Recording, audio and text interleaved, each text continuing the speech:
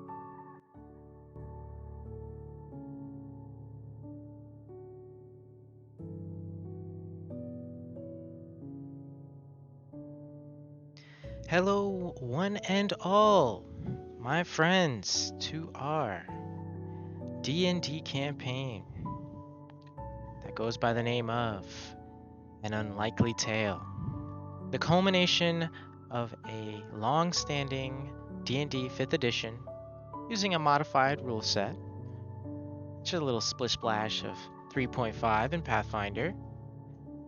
But with that said, I want to thank you all for coming to hang out with us tonight. As a little recap as to when our party had last left off, they had gone off to pursue their ally Roko, who had disappeared mysteriously through magical means when they had confronted the strange construct that seemingly marched endlessly towards the east. Upon hearing the strange rumors that these machines were relatively prevalent across the Sword Coast, they decided to investigate, which led to Roko's disappearance. So, with that said, the party decided to follow with urgency and use mastery of magic in combination with Ziz's magically augmented planes walk. The party was able to follow directly behind where this mysterious machine and Roko, their friend, had disappeared off to. Much to their surprise, they had found themselves in a rather strange place. An immaculate courtroom of massive size. And within, a series of entities presided over this room. It is here that they learned that they were wanted for crimes they had committed throughout their many adventures together against the very fabric of reality itself, treading too far beyond the mortal means into the realm of gods. And for their hubris, they faced punishment. And so they find themselves deep in this strange prison, held separate, but fortunately together. As they ponder their situation and make plans for the future. What's their next move? How do they proceed?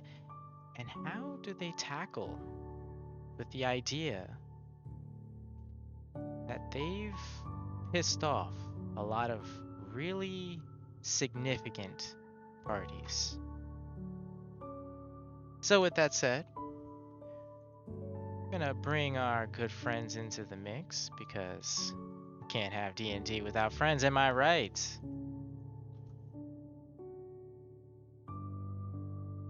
Hello. Shh, don't move. Oh no, they're onto me. They know my vision is activated by movement. Quick, his smell of vision. Block it. I'm on it.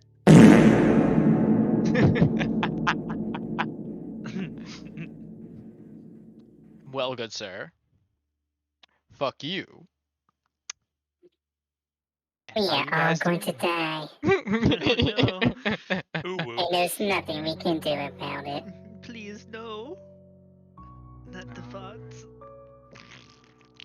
Hey, this nihilist Roko, I'm down with it. I'm gonna shove a pickle up your ass so you can't fart anymore. That's how you make a potato cannon. A pickle cannon, you mean? No. Pickles. Yummy. Nice and salty, Mm-hmm. with a little bit of flavor on it. Yeah, the brine. Flavor. This is my fine party of friends. We have Youth playing as Jute, Alce playing a dual role of, well, Val playing a dual role of Alce and Gandiva. Our good friend Vulpesia is going to be playing Ziz, also known as Anora.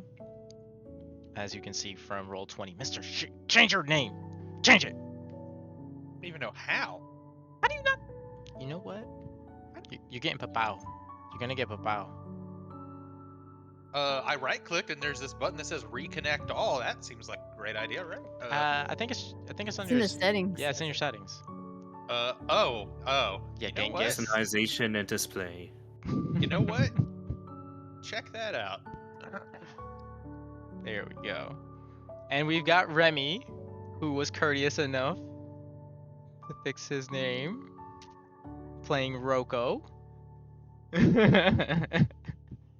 Everything is in plain text for you doinks. And the eternal soul of Zulhan. Yes, Yo, and the like- undying soul of Zulhan, who is another When- player. When I pulled up the stream and saw the full art Zulhan just staring at the chat, Oh yeah, you kidding me? He's He watching our knows. every move. he knows everything. Yes. He does. He's always watching. Always. How could you let him face that way? I can't reverse the portrait, okay? He's like low key gonna like come back and like murder us all. Oh god, don't say that. For those who don't know, Zulhan is one of our other good friends and players, and he was playing on a computer that seemingly has passed on while it was logged into Roll20, and as a result, somehow, it kept him logged in forever. That computer is no longer existent. There is no account logged in. We don't understand how that's happening right now, or has been happening for what was it been like a year now? A year and some change. Yeah, something like that. Something like that. He has no idea either. I have made many attempts to remove this ghost Zulhan from the game. It does not work. It does not happen. So I've resigned myself to letting Zulhan just hang out. And this is our life now. New Zulhan for life. creepypasta in the making. Yep. He never logged out, and now he never can. He's stuck in the game. If you die in the game, you die for real. Oh man. And here we find our various party members and compatriots. We have Yandiva, Silas, Ziz, Ause, Youth, Rocco, and good old Billy. That's his name, Billy. Hey, Billy. My strange. My strange neighbor is named Billy.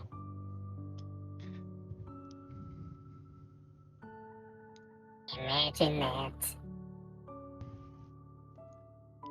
He goes by the name Billy Bumblefoot.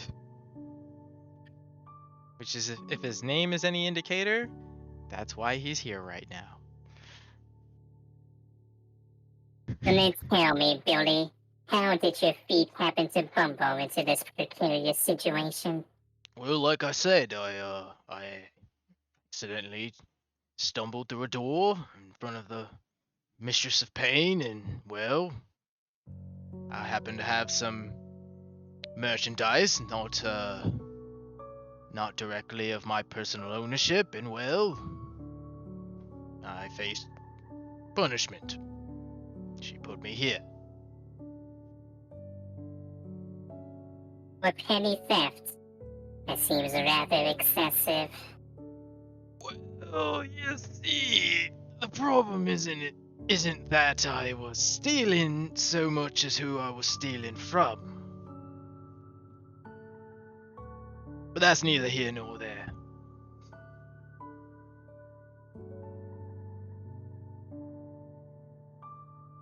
Yep, stealing's bad. Gandiva says, because she's a paladin. Duly noted. Says Rocco, the lawful neutral character, You and who Dave. on one hand could care quite a lot for practical reasons, and on the other hand could absolutely care less.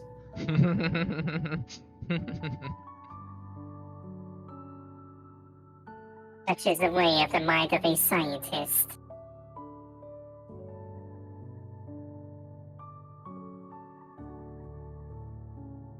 Hey Billy, you like pickles?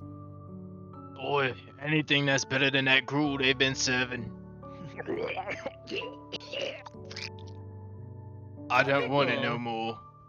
I It's don't want it no fresh, more. what do you mean? I don't want it no more. It's fresh. It I- literally just came out. Nope, don't want it. I don't want it no more. Which, by the way, I wanted to make a point that Roko still has not consumed any of the food that she was given in prison. She's just left it lying beside her. Just like I don't know about that. What kind of food is it? Did we ever figure that out? It's an indescript gruel with the same consistency of porridge and a strange grayish discoloration. It smells relatively neutral.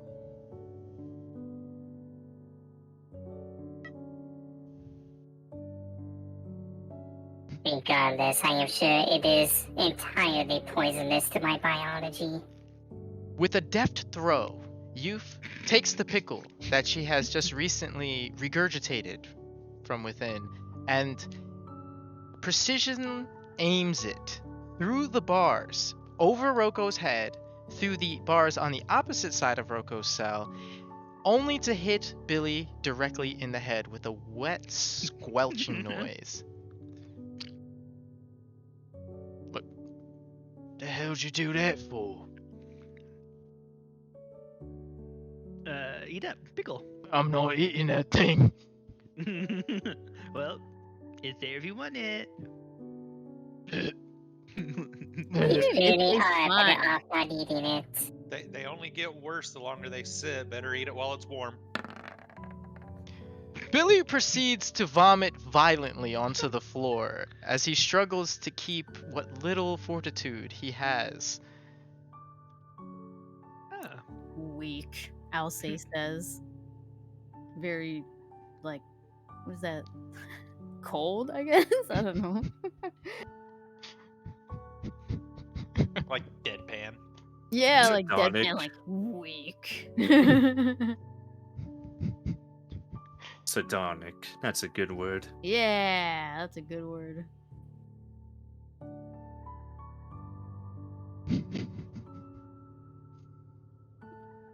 Billy, how long ago was it when you were captured?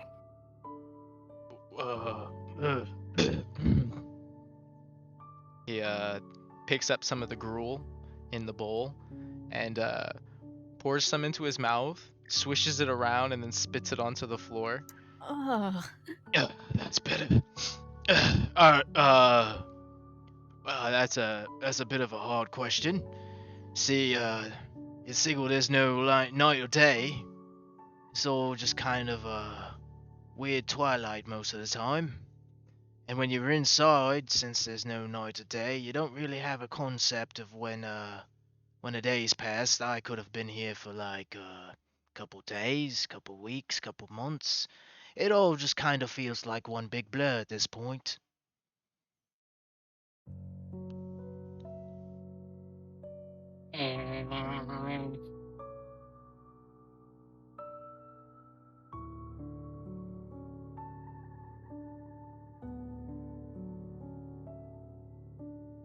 So did you have like a trial? Like what's the deal with that? Do we get to have a trial? That's Uh, Gandiva asking.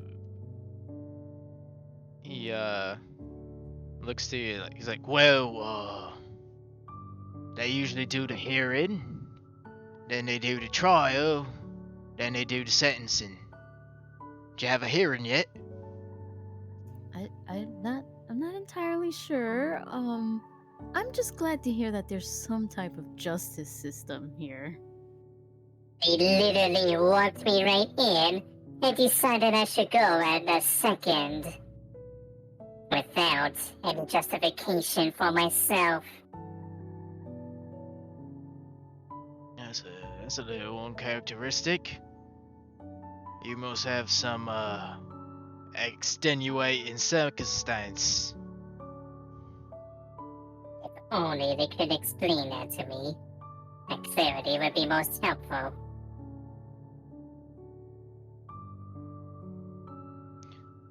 Well, it's not really normal for folk like you to end up in these prisons, you know. I don't know what you did, but it must have been right bad if they just put you straight in. Well, admittedly, it could be my involvement with my companions. What are you talking about? Alcé says. Crunch. But don't get me wrong, I do not mean this with ill intent. You have all been very hospitable. This tongue still eludes me. Basically, you have still been the best for me since my travels in this world, despite the circumstances.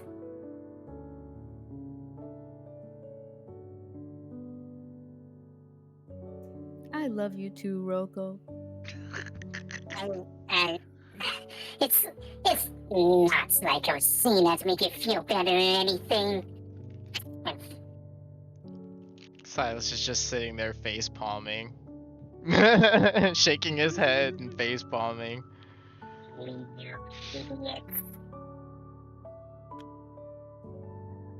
Well, as far as I know, apparently they did read off what we did wrong when we came here. Me personally, it was just showing up. Wait, well, hold on. Let me get this straight. They put you into prison for showing up to your court date. Well, not exactly. You know what? I thought originally that I didn't really want to know what the hell you guys did. Now I can't help but find myself thinking of nothing but, what the hell did you all do to get yourselves put here? So Viv just he's like leaning up against his bars because there's nobody next to him, and Billy's far away from him, so he has to kind of like speak up, right? So we're gonna be like, and then we're gonna go. And Billy just gets pegged in the head with another pickle. Screw- Stop that! There you go. See, I'm right. I'm right at the bars. Yeah. And he just he calls out loudly, but still like very, I don't know, bleh about it. Mm-hmm. When he hears Billy mention something about wonder what we did, he just calls out and goes, "I'm 2 worlds away from home right now. What do you think we did?" Wait. Oh, yeah, some of those folk. Planeswalkers, eh? Now I see. You've been fucking around with things you're not supposed to, right? And you can see him, Yeah. like, visibly kind of, like, scrutinize you guys with suspicion. Alcé just says Almost yes. definitely. It's like, honestly, at this point, I don't even know. Well, they certainly don't go putting you in here for nothing. So you must have did something.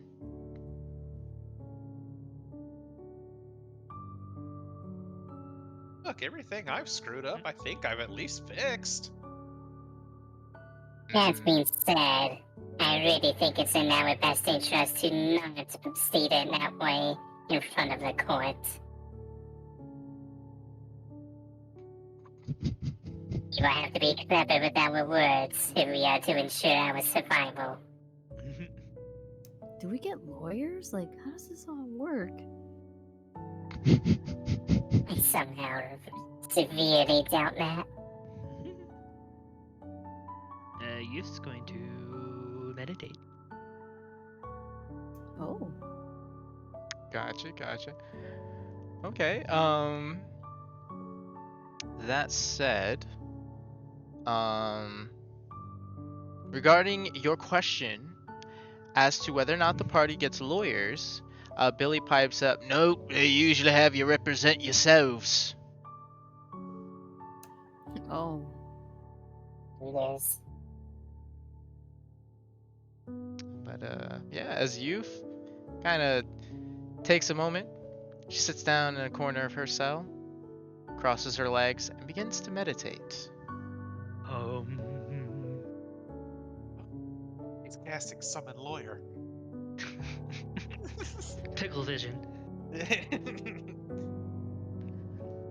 You see auras of pickles swirling around you. Oh my god, our lawyers Pickle Rick were saved. Oh no! Oh no. God Oh, help no. us. Okay, so as the part as Youth begins to meditate, um, she realizes that for the first time in a while, during her meditation, it seems to resonate with a stronger potency than usual, far more potent than usual, to the point where you can see visible strands of that ethereal blue, representative of the weave, kind of pour off of her in wispy tendrils. And an arcane symbol begins to appear just beneath her as she meditates and levitates off the ground. And as she Man. opens her eyes, they glow a blazing azure. And what she sees as she meditates is that same familiar world space that she has visited in the past. A forest-like place, yet clearly off in so many different ways. Colors more vibrant than they should be. And a clear lack of wildlife, which would otherwise be abundant. As she passes through these trees, she makes it to the edge of a clearing. Across it spanning hundreds upon thousands of brilliant crimson flowers. At the center of this clearing sits a figure that Youth is all too familiar with. As she approaches, she sees what could only be a physical manifestation of Maestra herself, garbed in flowing silken robes and hair that kind of trails off endlessly before disappearing in an almost ethereal haze. And as Youth approaches, Maestra regards her with a kind of knowing smile. And she says, "I knew you would come eventually."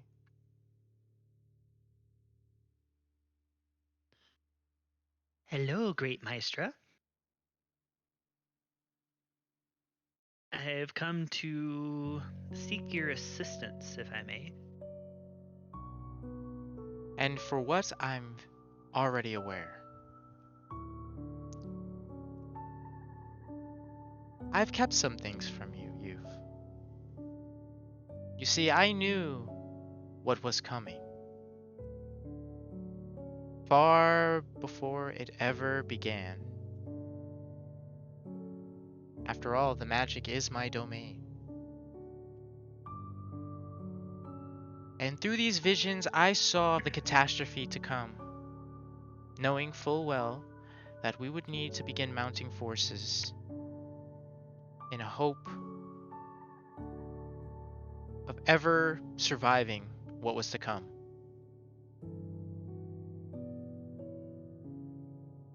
And for this reason, I have made you my champion, and I have put you through the trials that I have put you through. And now, you come to me seeking an arbiter who would speak on your behalf. Correct. Well, I have both good news and bad news.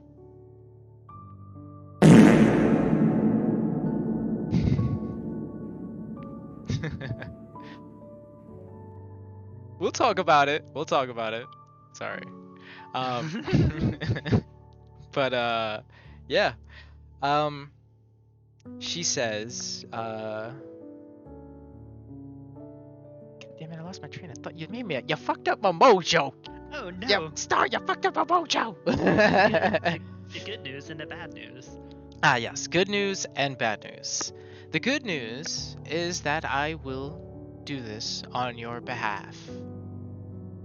The bad news is that I've already been doing this for you. Ever since you took the first steps towards what you are today.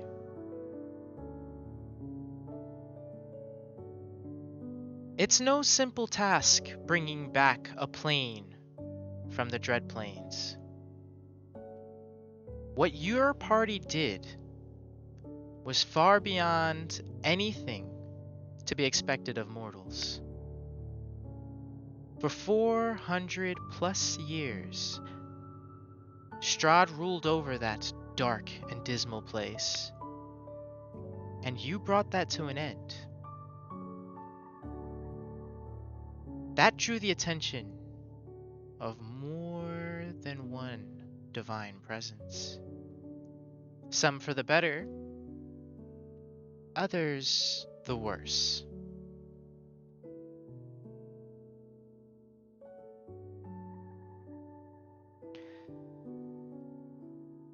However, take solace knowing that I am not the only one of these divine entities, these divine parties, who've taken an interest for the better regarding your destiny.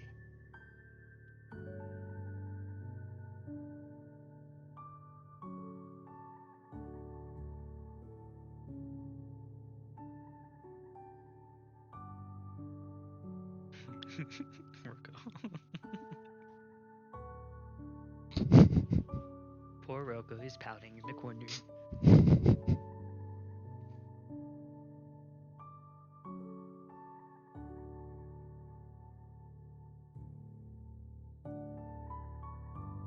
So Youth takes everything Meister has told her into consideration, and she asks what must be done. I guess if there is a possible way to get out of this without everyone being condemned. Well, there are a few ways to resolve this for the better, but I warn you that none of them are pleasant.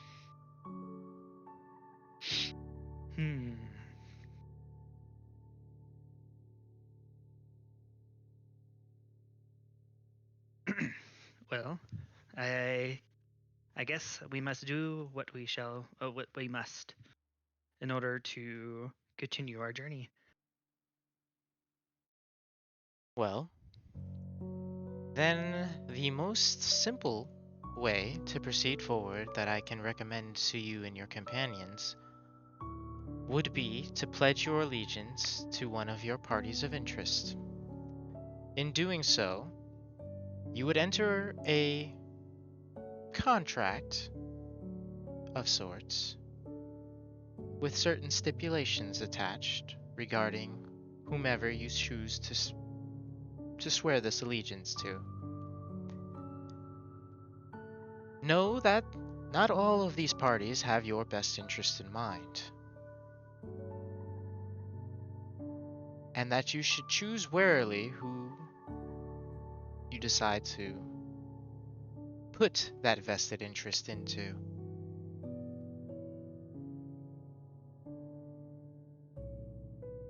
I can tell you of some of the parties whom bear interest in your party, your companion's fate, but I know not all of them. Okay. And which parties are those? Well, you've drawn the ire of apparently Kelemvor and Vecna.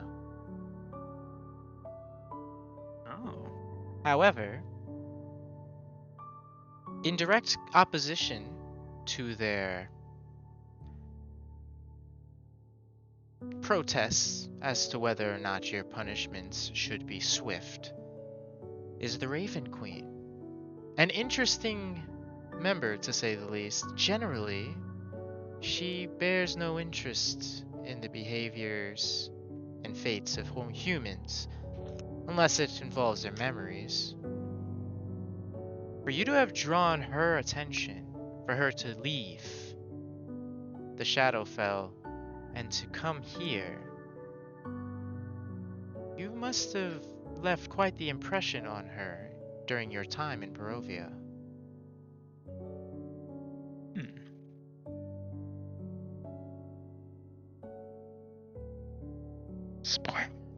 Spoiling that. Oh, okay. Got you. God damn, that's a really long fucking. Chekhov's guns. Oh, those Chekhov's guns, man. Those Chekhovs. Really cool. That was so.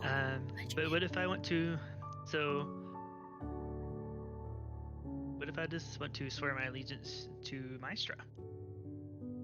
Well, Wouldn't I be abandoning her if I swore my allegiance to another god? you would be sacrificing a lot of the progress you've made thus far, but you would still have my favor, as your service unto my cause has been nothing but an honor.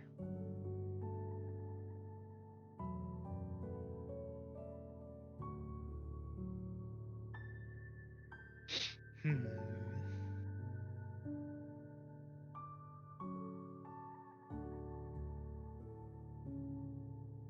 So, would you be one of these parties at the trial? Question mark? Yes, Okay. Oh shit, she's gonna be there.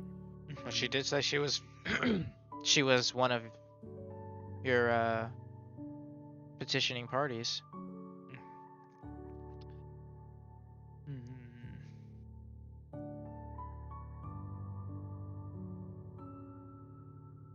Because I don't want to abandon Maestro.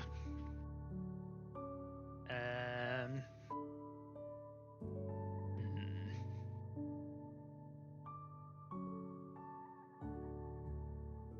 Would you say these actions we've taken could have potentially been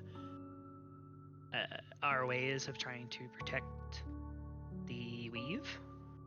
Bruh. Well, I could try to make that case, but the lengths at which your party has transgressed, it would be a stretch for it to be a viable argument in your favor. The amount of times you've bent reality or otherwise upset the natural order of things has been one too many for me to be able to cover it all, unfortunately.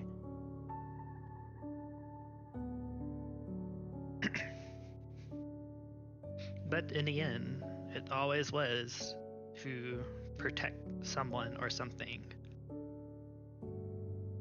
including the world. And that is probably the reason why you have other parties of interest who want to petition for your cause.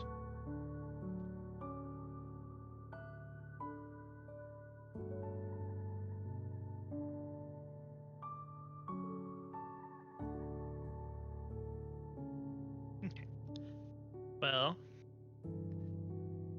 I'm not going to leave Maestra after all the things she's done and all the honor that she's given me.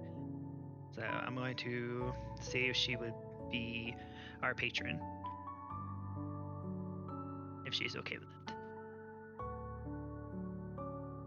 I can fight on your behalf, but unfortunately, I would need the consent of the others to take them under my wing.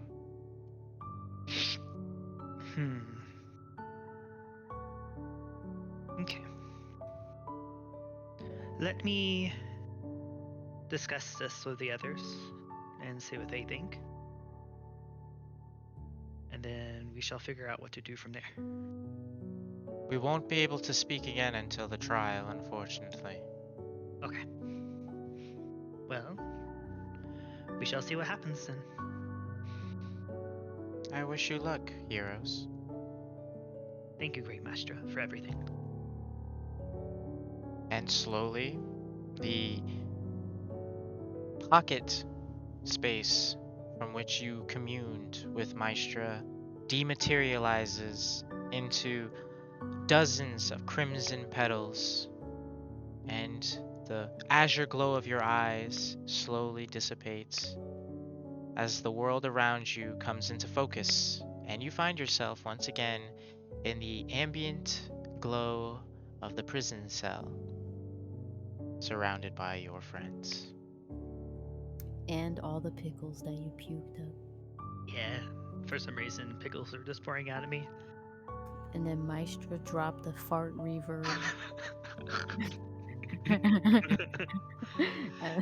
Magic dissonance. That's how she rejected me from the world I was in. Gotcha.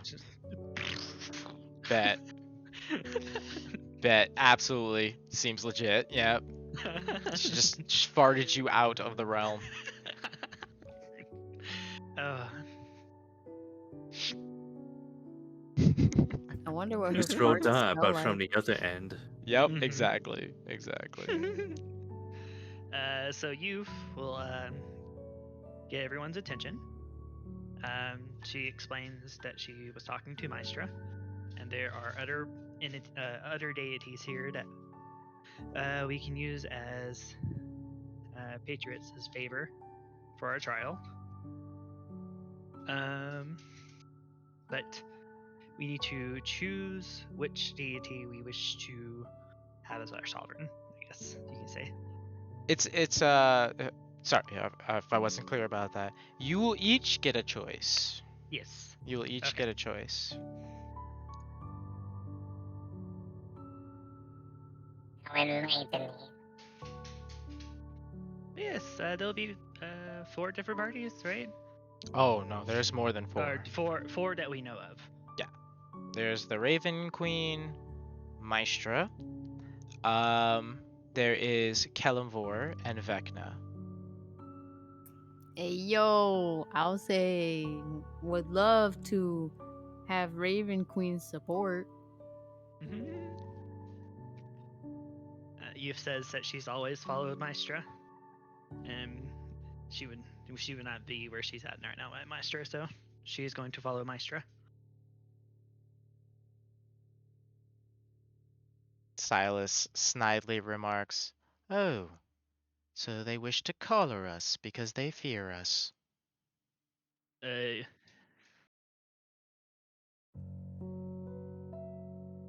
don't know if it's this on my end, but you're breaking up. I can hear you. Sorry. Oh, okay. Hold on. I heard it. So Testicles 1 2. Testicles 1 2. Yeah. It was probably just me then.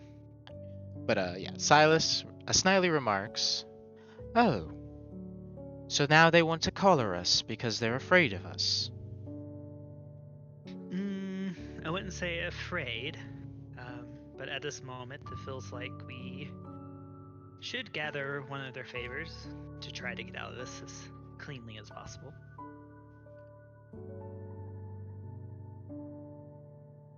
As of their greater motives, I do not know, of course. I have to admit, although I'm not much for the onslaught of pessimism, especially the sort that Quint has displayed on very frequent occasions, I find myself in the practical state that if this world truly is run by all these gods and deities as it seems, perhaps it would be in my best interest to invest in this matter. Even though I know absolutely none of them, being an otherworldly creature. If you would, please, dear youth, enlighten me on this Maestra of yours. So she governs everything that is dealt with the weave. The weave is basically the life form of the world. It enables everyone to cast magic. She protects that at all cost.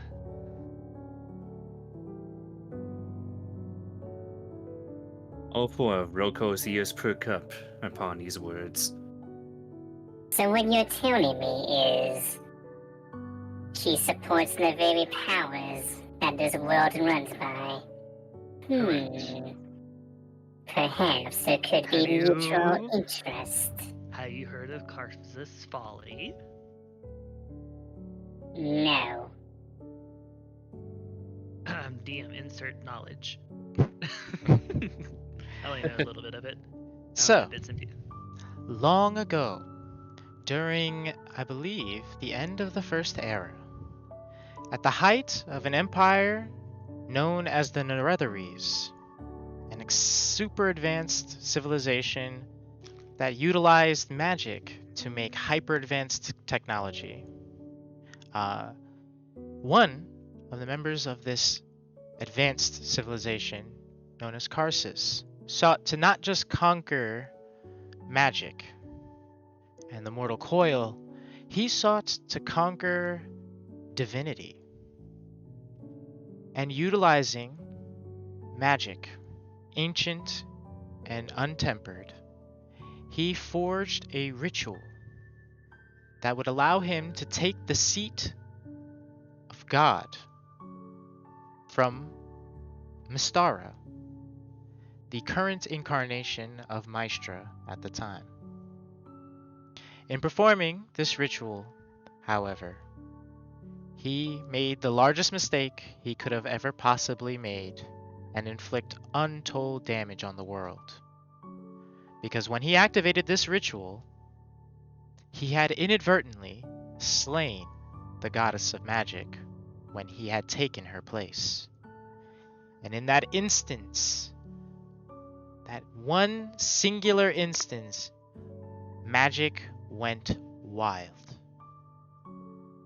And now, a budding god, unable to control the overwhelming responsibility and power at his fingertips, realized the exact hubris that he had committed. It was too late. And with him fell from the sky the Neretheres Empire and its dominance on the world at the time, along with inflicting one of the worst sicknesses that Faerun had ever experienced, the Spell Plague. However, shortly after, the gods themselves came together, realizing exactly how destructive Karsus's folly had been. And using fragments that remained of the goddess of magic, they restored a new incarnation of Mystara, Mystra at the time. She's had multiple reincarnations and deaths, unfortunately. That said, Karsus's folly was probably one of the worst magical calamities that has ever affected the world of Faerun. And it's what happens when you start to dabble into the realm of gods and you're not worthy or prepared.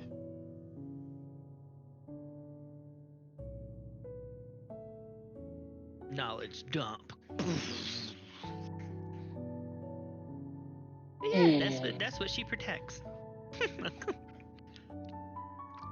Despite how utter catastrophic it sounds, it really does seem like that this Mystra and I could benefit greatly from each other. Then Roko Perhaps. gets up and starts pacing circles around inside her cell, much in deep thought. Perhaps you can use her knowledge to better your technology. Yes, of course. Maybe Maybe this is exactly what we have been looking for all this time.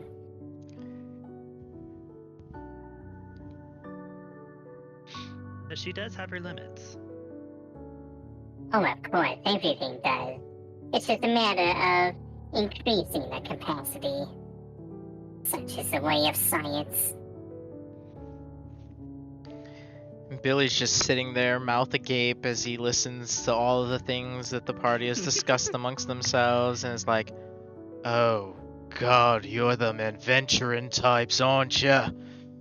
God, stay away from me!" If you throw them at her pickle and says, "Shut up."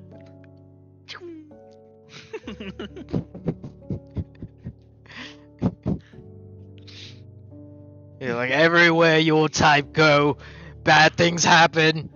Bad things happen.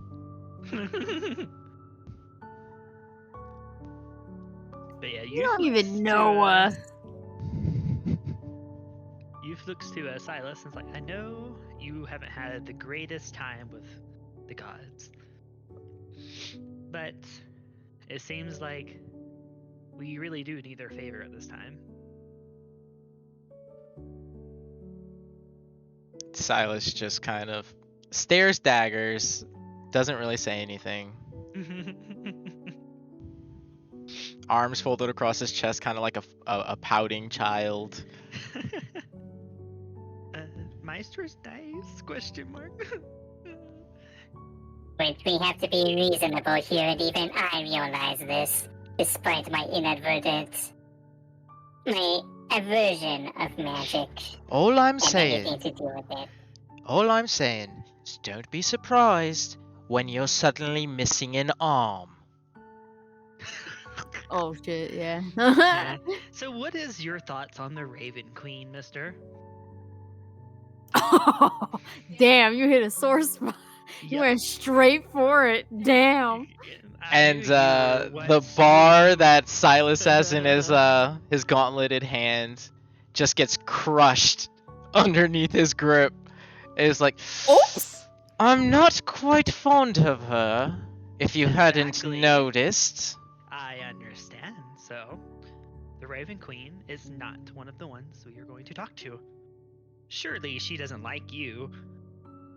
You don't like her. Correct? Wait. You mean to tell me she's involved in this? Yes, she is here. Oh fuck. Okay. God damn it! You see, I Now- knew she wasn't done with me. I knew it. I That knew is she a wasn't real done with me. Fine div to me.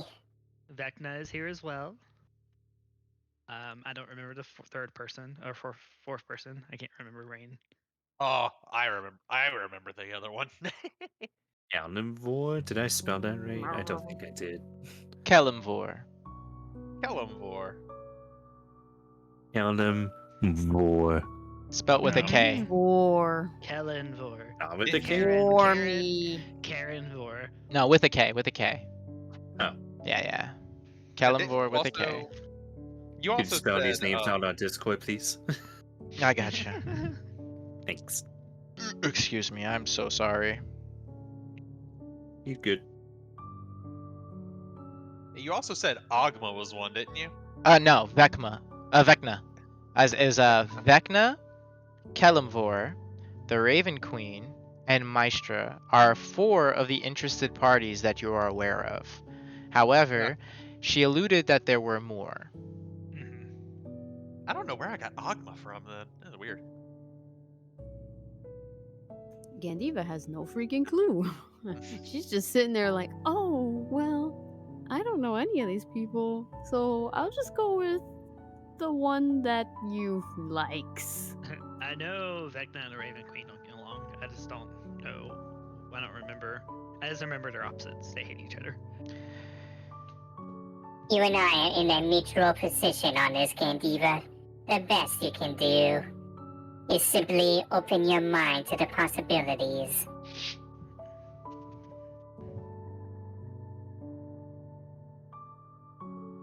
And let's not talk about Alcé's opinion. With your significant other. Your significant other seems to be quiet on this matter, Quint. I suppose it would be for the same reasons that you have. Well, the thing is, On matters of her faith, we don't exactly see eye to eye. So Aze, who would you choose of the ones that we know?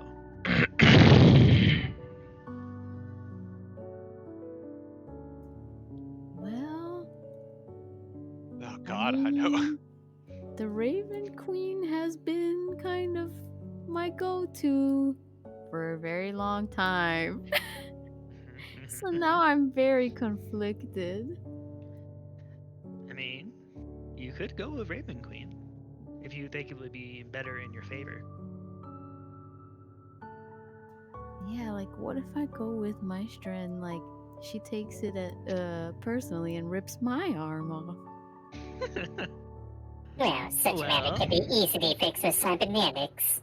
Oh yes, Well, let's all make comedic jokes about our handy-capable friend Silas. well, Meister wouldn't rip your arm off. She would just make you disappear. But you have to do Yes. very, very, very bad things for that to happen. You know, like try to destroy the world. No, wreck magic. You know, use magic in ways it's not supposed to be used. You know. I don't know, maybe she might be mad at me right now because I haven't spoken to her in so long. Hmm. I'm scared, honestly. He I used to worship Bahamut. What if Bahamut is here? might be. Oh, fuck. Oh, that old codger wouldn't bother dragging his haggard ass into a courtroom, much less do anything useful and productive with his powers. But there will be other deities there.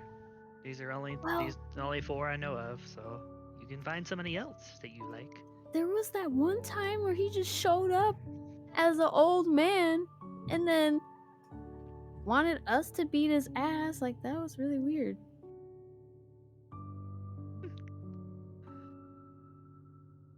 That was a trial.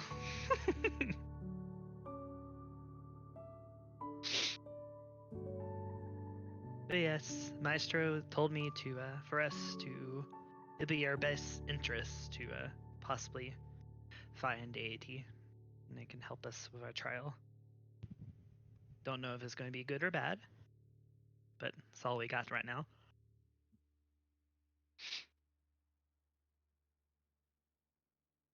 And escape probably would not be an option.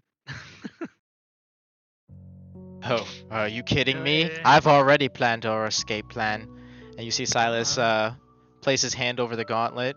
What do you think I've been sitting here doing all this time? Let's save that for just in case. I will fully admit Quint has been more productive than I as I continued in a depressive slump of my If all very shit near-death experience. if all shit hits the fan, then we'll use your backup. Sounds good enough for me. And Roko, please, don't concern yourself with that. Honestly, I wouldn't even have this tool at my disposal if it wasn't for you and the party as a whole, honestly.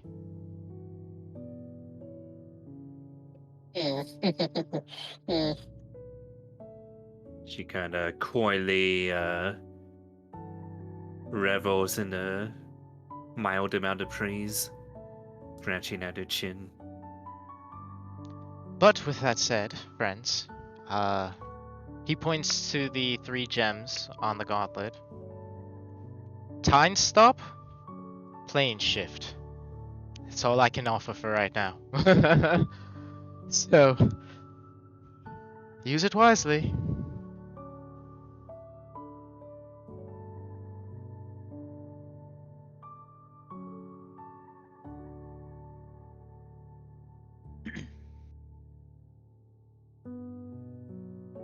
Then my next question will be, who amongst ourselves has the lowest, how should I put this? Mental fortitude, which is not to be mistaken for mental capacity. I shall surely not doubt that. But rather, when ethereal forces ravage the mind. She's asking about wisdom scores. Well, I would hope they wouldn't use such tactics in a trial. The gods, as far as we're concerned, they think we're ants. You think they will play fair? I certainly don't. We must consider all possibilities at this rate, and at rapid pace, I may add. So please, be honest and speak up.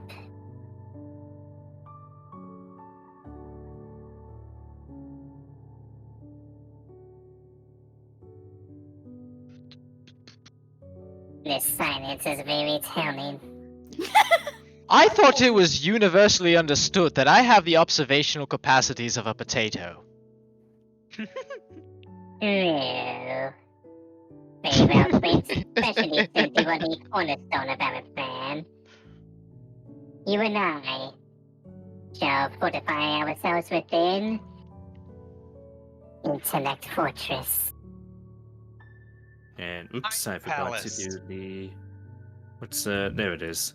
Specifically level 4, so I can target another creature with it. We'll say that you preload that before we go into, like that's part of your plan to drop that spell before we head into the proceedings.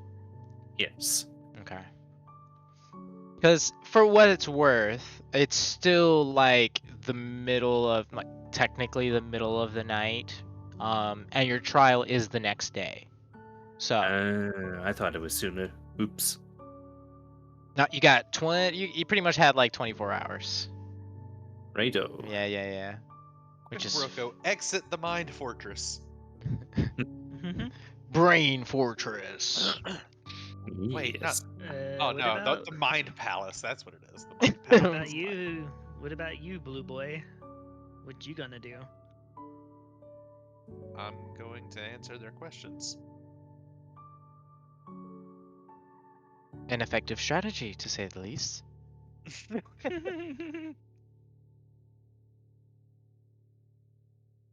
If they want to play dirty, I can't very well stop them.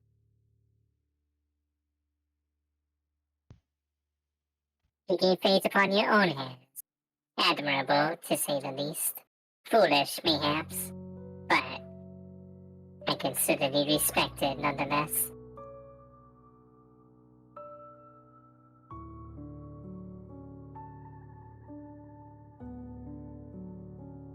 Hey, Aze, you wanna treat? Yes. Would you like this this scroll that summons Henry?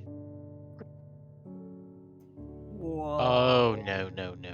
You're not seriously considering summoning her, are you? It's Yeah.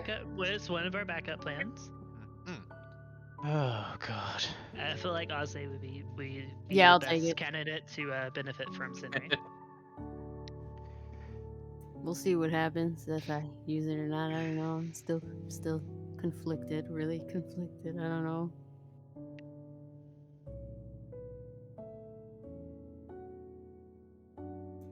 There's no way I'm turning in my baby.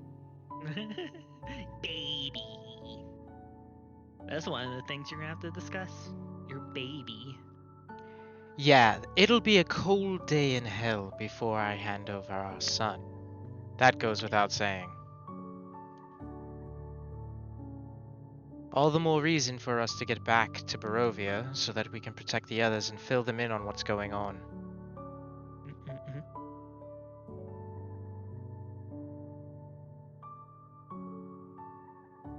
Check that. They didn't even like set a bail for us or anything, so we can't even bail out. Like, what the fuck? Well, Yuffie's gonna go to sleep. She's gonna meditate. Gonna trance out.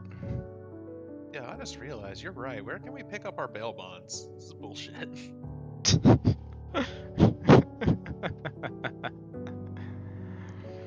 Well, Roko, meanwhile, oh, go ahead, go ahead. No, you're fine. she's going to do more tinkering shenanigans. Let's see. Actually, I've kind of lost track of the artificer rules of infusing. Infusing. Let me take I think it's a number equal. It's like a number of infusions based off the number of levels you are as an artificer, if I'm not mistaken. Let me see if I can't. Oh, no, not wrong computer. Whoops. Don't want to do that. Oopsie. Hold up.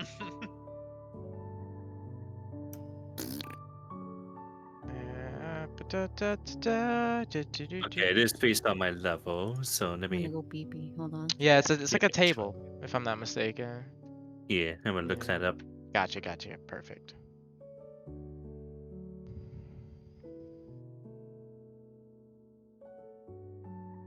And with that said, actually, this is a great time for us to take a little stretchy break. So, folks, get up, stretch your leggies, stretch your hammies, grab a snack, grab a drink, stretch your bussies, Yes, yes. Lil Pessy has already got a head start on everybody, stretching his bussy wide open.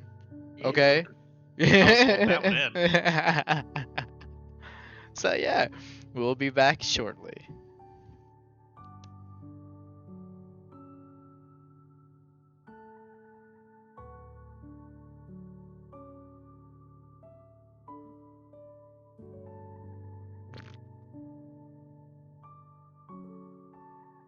Oops, I farted again.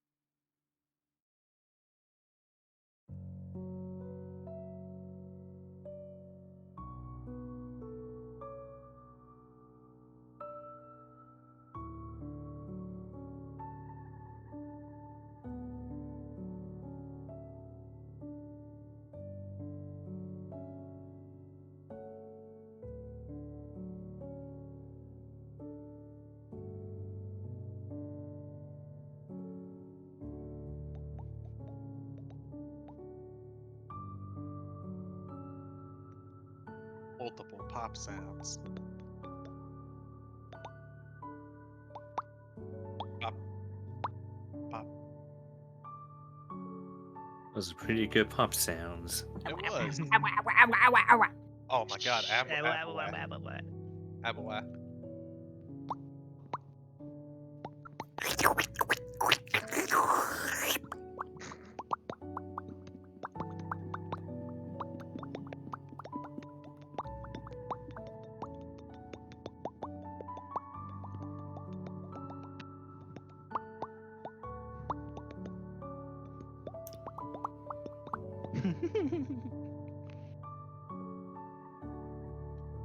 Doing some big heckin' thinking.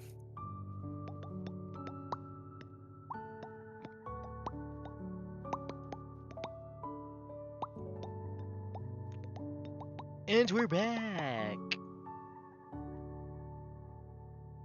Do. Ooh woo.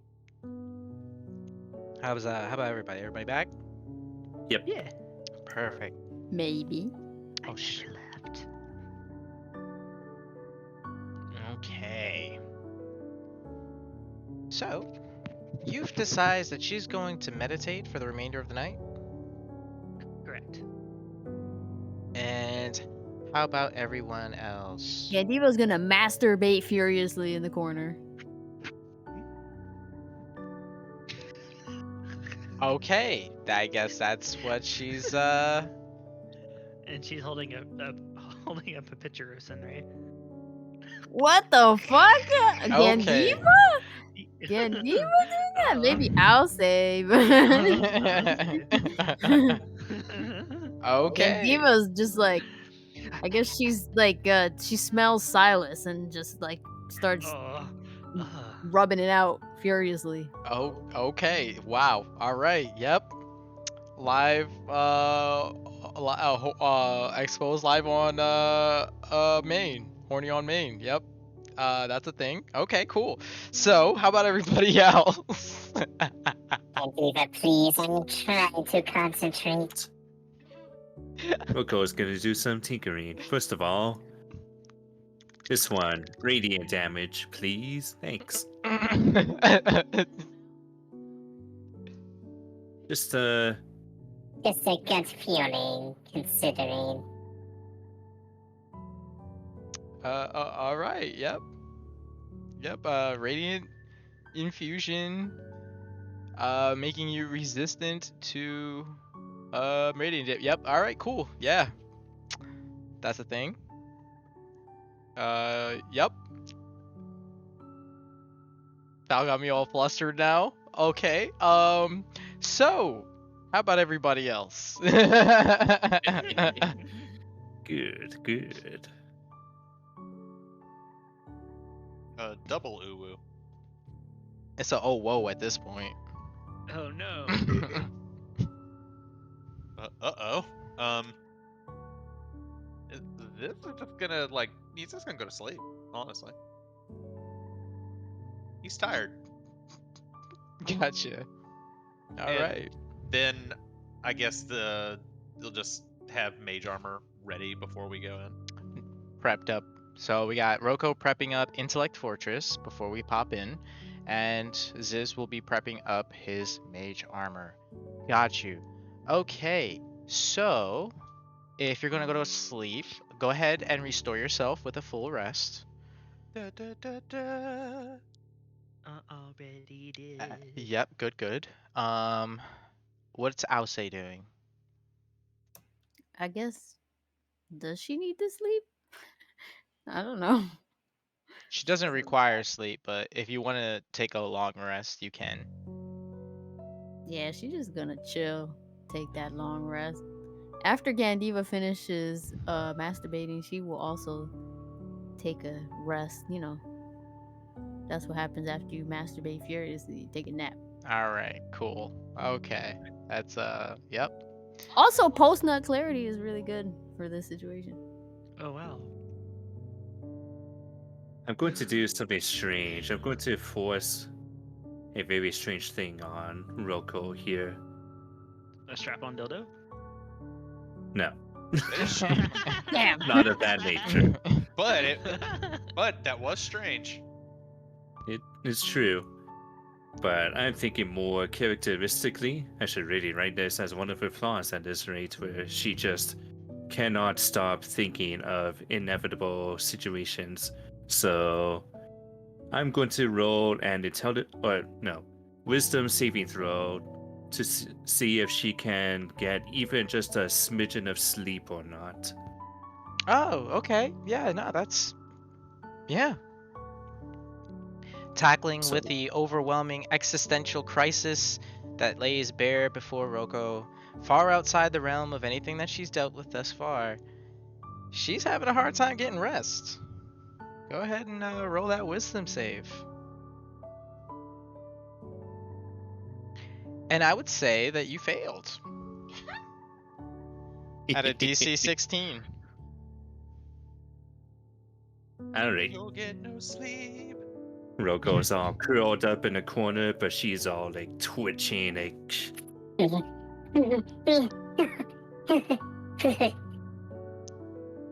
having the worst nightmares right now.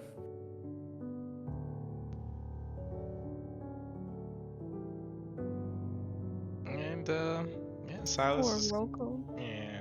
Silas is gonna spend the time kind of like watching over everybody as they sleep and using the time to charge the gauntlet in preparation for tomorrow's plan.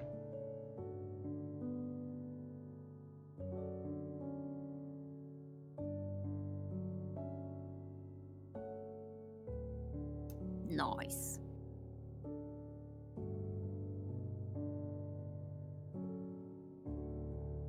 Ooh. Scene change. Oh, it's the donut. Donuts.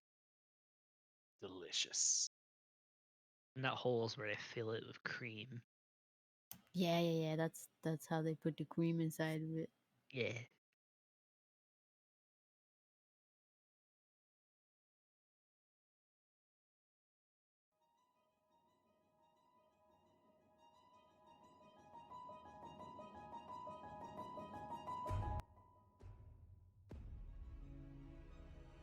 And the party suddenly finds themselves wrenched from whatever slumber they managed to find themselves in last night. Tasty cosmic donuts, Scum says. Suddenly, the darkened space that they had once originally found themselves in melts away and is replaced by a brilliant light that surrounds them on all sides. Slowly, Like it's not this again. slowly, as their eyes adjust to the sudden shift from the darkness to the light, everything slowly comes into focus, and before you is that same ornate courtroom you had found yourselves in just the day prior. Only this time, it's far more empty than the first time you had visited. Inside are but a handful of individuals. The most obvious being the Mistress of Pain, who sits at the head of the judge's seat, flanked at both sides by her strange, enigmatic servants. To your left, you see three entities sitting on a raised platform overlooking. One of them you immediately recognize. After years of service, many crises, and many situations from which you turned to her, she looks down upon you with a mixed expression, somewhat compassionate, somewhat entertained. To her immediate flank sits a horned individual with crimson skin. The Raven Queen you were talking about, though, yes? You forgot Yes. to drop a name. I kind of figured it was obvious, but yeah, it's the Raven Queen. Yeah. Fair enough. An individual with red skin and curled horns raised from his head. A devilish handsomeness and charm seems to emanate from him, making you feel both utterly terrified and strangely at ease. As if this man could tell you the sweetest lie you'd ever heard and you'd believe it. But yet, he remains enigmatic. You're unable to identify exactly whom it is you're looking to. And the individual sitting just next to him is just as strange and ethereal as the prior. A androgynous humanoid stands before you. His skin, or their skin, a stark, pallid gray. Expressionless eyes stare onward. Neither positive nor negative, really. And a strange array of pipes, tubes, and other mechanical contraptions seem to extend off from his back. To the opposite side of the room, on another raised platform, sit two individuals.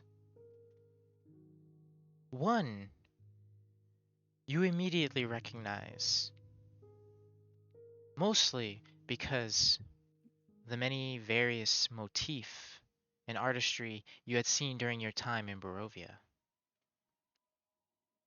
But seeing him in the flesh makes him no less terrifying. Just staring at him leaves a strange, unearthly despair in the pit of your stomach. It makes your hands grow clammy and cold, and the hair on the back of your neck stand on end. That is, if you have any. Wink, wink. Giggity. Tiny head. For as you gaze on, you see before you, in his massive glory, an avatar of Kelemvor, god of the dead. Just adjacent to him, you can only guess, due to his nature, that this must be Vecna, the dark god of secrets.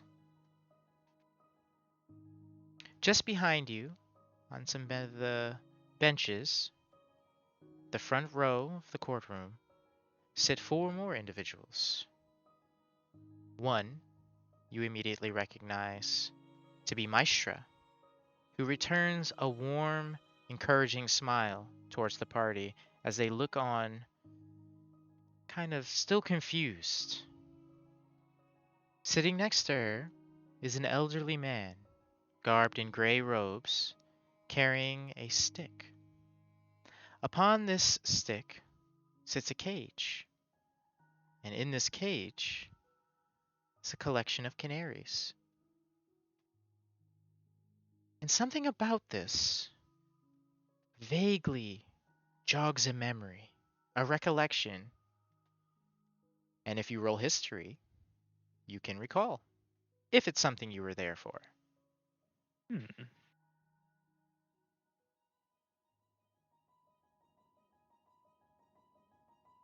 If you want, go ahead, yeah. Only Gandiva wouldn't be able to. Oh, of course, you've got a fucking nat 20. Sweet Jesus. Hmm. Oh. So Ziz would have been there? He wouldn't have been there, however, he is knowledgeable about, the planes, their greater acting parties and forces. Okay. Let's see how this is gonna go. Let's see if Mr. Potato Brain over here. Ah, yes. Let's make sure we account for Intellect Fortress. The Mind Palace. History. Alright, 1 second. I'm on the wrong PC.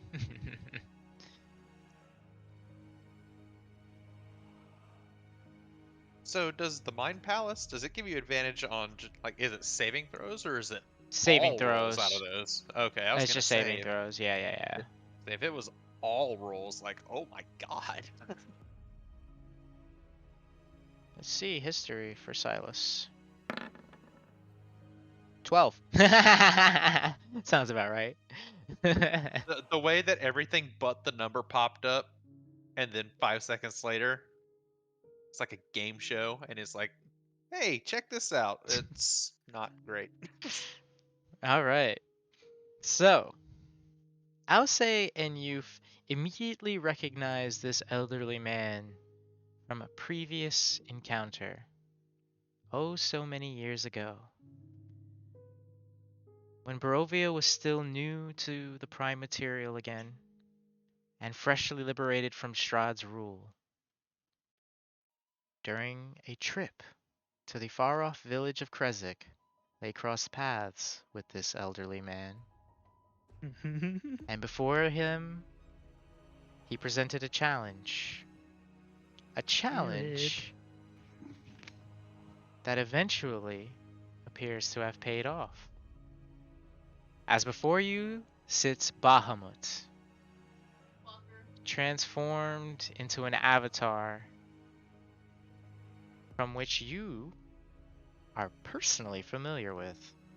Oh, fuck. Directly next to Bahamut is another face vaguely familiar.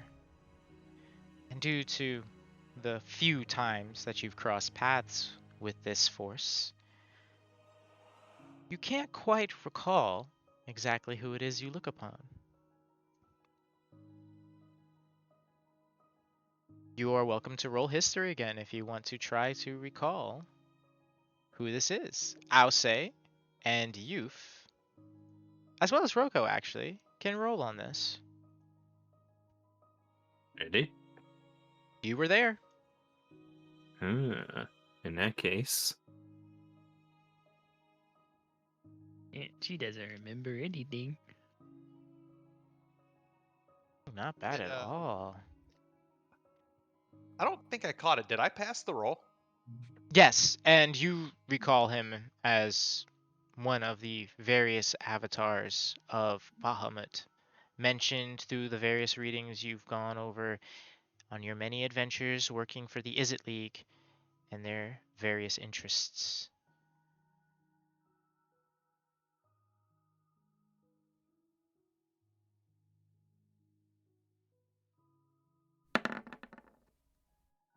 Damn, Silas just ain't doing nothing today. Oh, He's I just don't like, know. I don't remember. I don't know why I'm surprised Roko has a 10 in history, but holy shit. Oh, hell yeah. She's the biggest brain. Biggest brain. But Roko and Ause both immediately recognize this figure from the one time you crossed paths in the village of Kresik as excuse me. You recognize this figure as Lathander, the god of light. hey, yo, it's Lathander.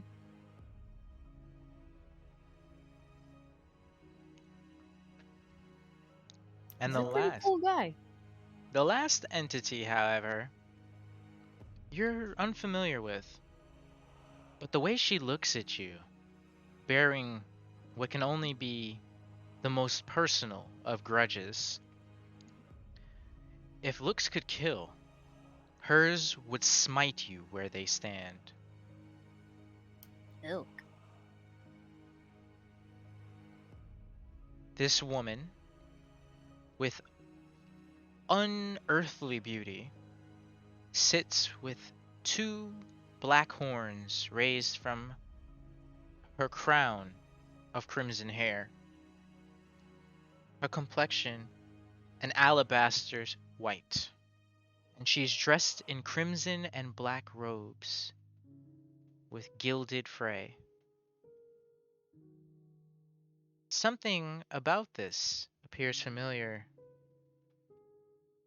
to Silas and Ausay specifically, but it's been so long that even if you were to try to recall, you couldn't possibly.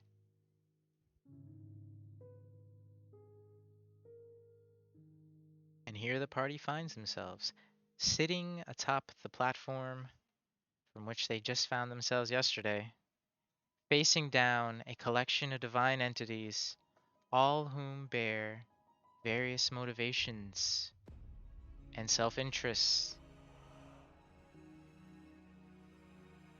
Before anybody is given a moment to speak, one of the servants of the Mistress of Pain clears their throat and proclaims in a loud voice, "The proceedings will now begin." He waves a hand, and within, a book is conjured from golden light. He reads off the charges that were spoken the day prior, and then asks the party who would first like to present their case.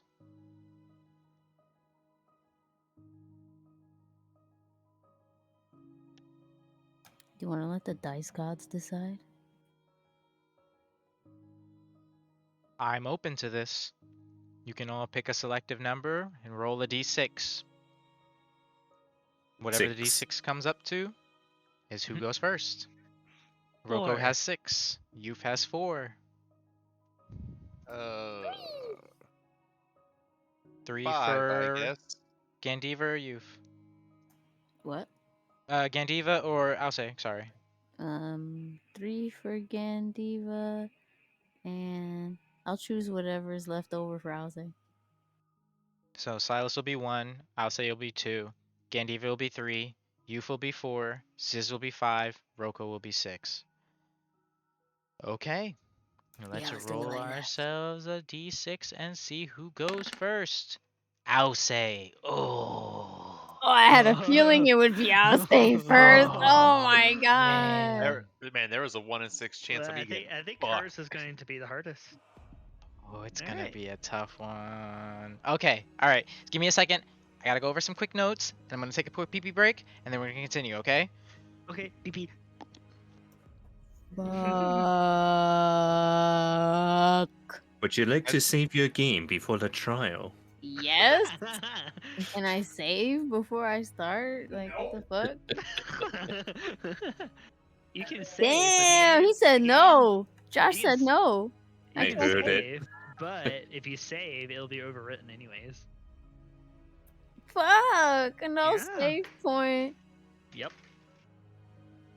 I'm gonna eat some of this fried tofu. Bruh, give me some. Here you go. Nom, nom, nom, nom, nom. Would you want some I'm gonna refill my glass of water. bonito sauce, or would you like some like dumpling sauce? Dumpling sauce. Okay. There you go.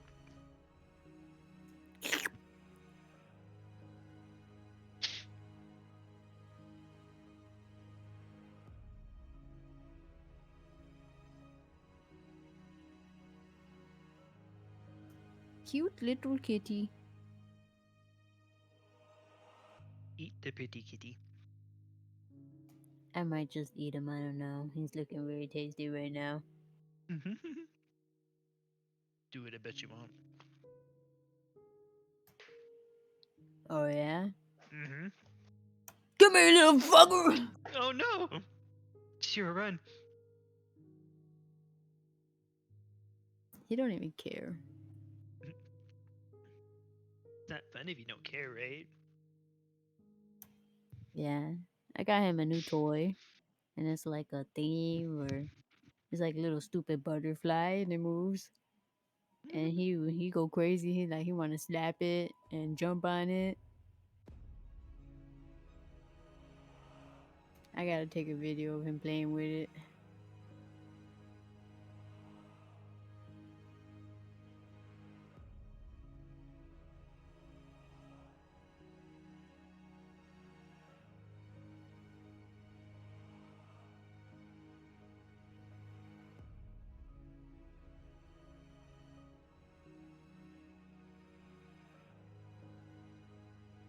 All right.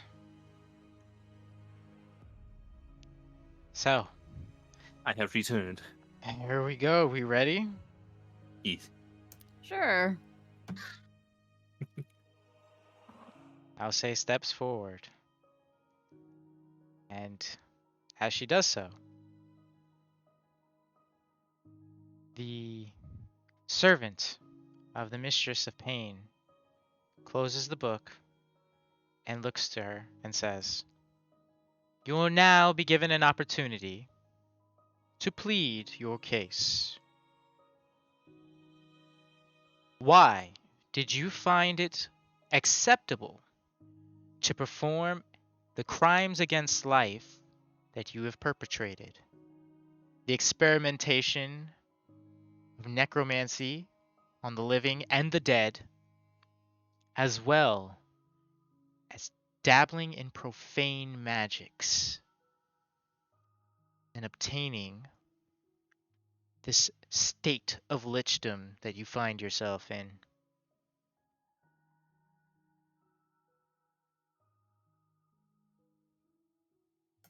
Well, it's simple, you see.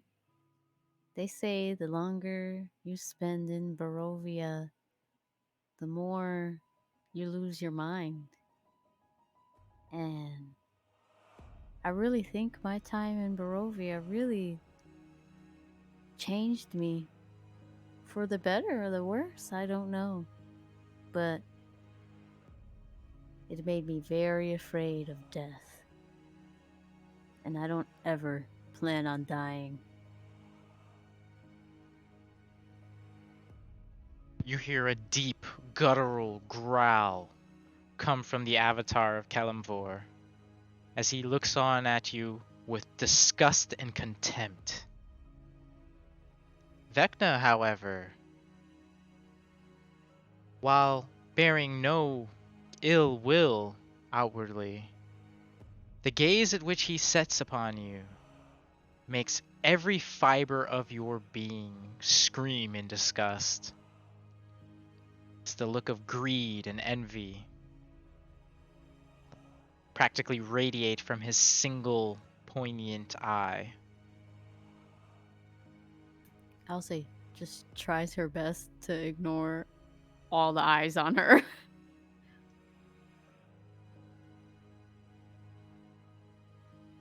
The avatar of Kalimvor smashes one of his fists upon the railing of the banister and says, This woman is an affront to the natural order of mortality. Her and her compatriots directly interfered with the natural order and prevented their preordained demise, using that usurper's help. and he points a taloned finger across the room at the Raven Queen.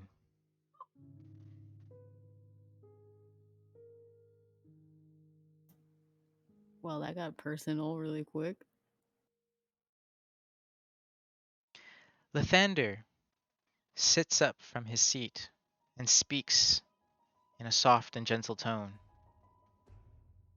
The time that I have spent crossing paths with these various adventurers proves to me that they bear nothing but good intentions. And while it upsets me that some of their actions have led to countless destruction and untold lost lives, I know that if they try, they can avert the coming catastrophe. That's always been the plan. You're right. We wouldn't just let whatever happen happen. It's not like we intended for any of this to happen. Wait, are they talking about the meteor? Or are we talking about the messy situation in Barovia? Or the one that happened in Lysek?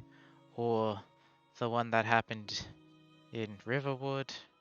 Or, oh, never mind.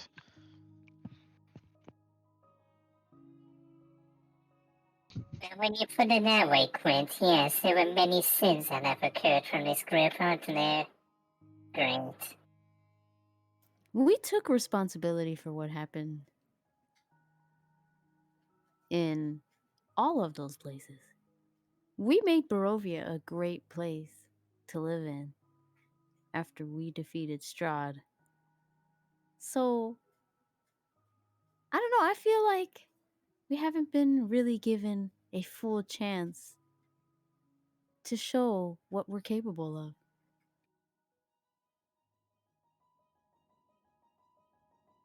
Kelimvor speaks up once again. We know quite well what you're capable of. The destruction of this world. The birthing of an abomination. Alcé doesn't look in his direction and just says, "Does that scare you?" Scare me? Mortal, forget not your place. That abomination disgusts me. He's a very loving child. You haven't even met him.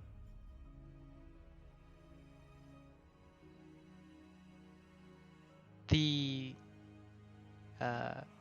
devilish figure standing adjacent to the Raven Queen speaks up for the first time. And he says, "Yes, I do think I'd love to meet your son, was it? Do tell me, what's his name?"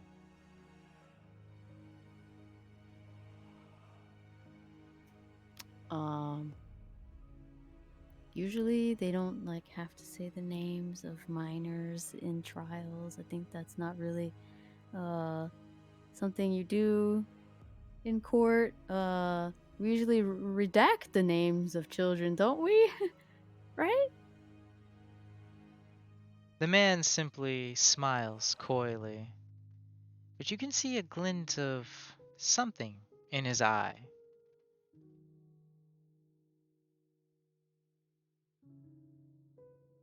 Santa Claus?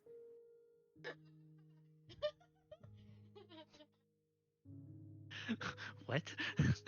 I don't know. A glint in his eye, and a Santa? finger to his nose. She saw a glint of Santa.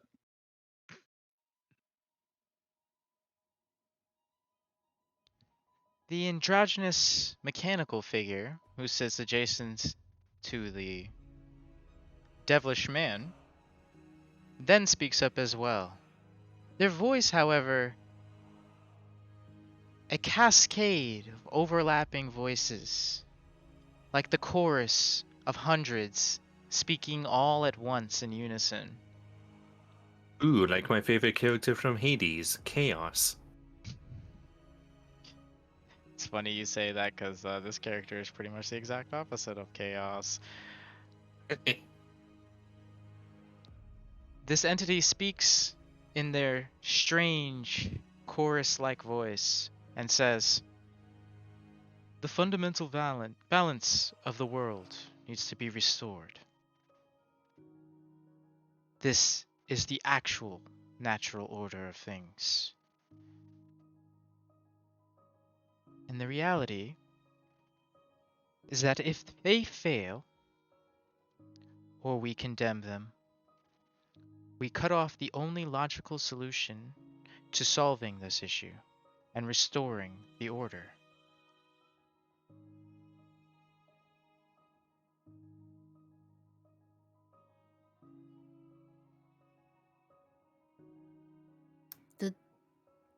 Does he mean like the only logical thing is to like punish us or kill us? Is that To what he's saying? not kill you.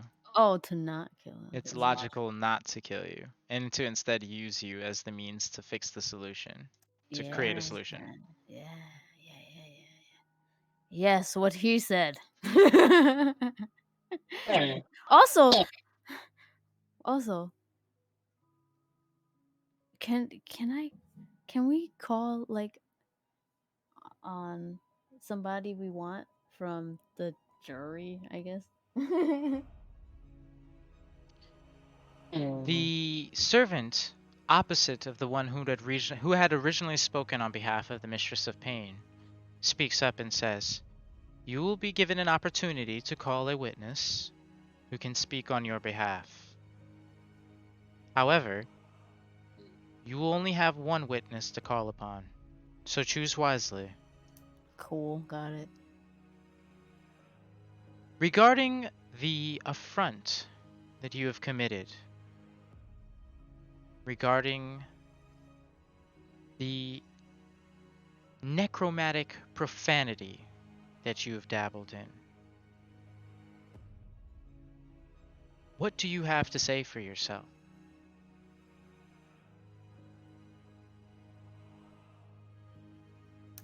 I wanted to give those who lost their lives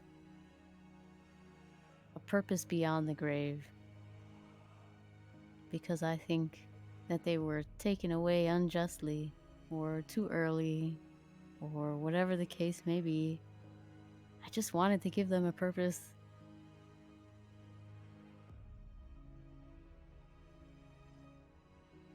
Even if it meant damning the souls that you sought to give purpose?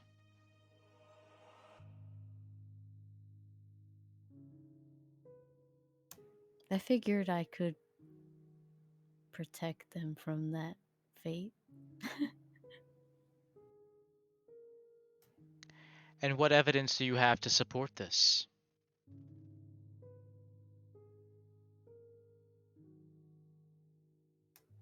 Well, I I used them in my army, and they fought for what I believe to be a good cause, which was liberating Barovia from Strahd's rule and trying our best to stop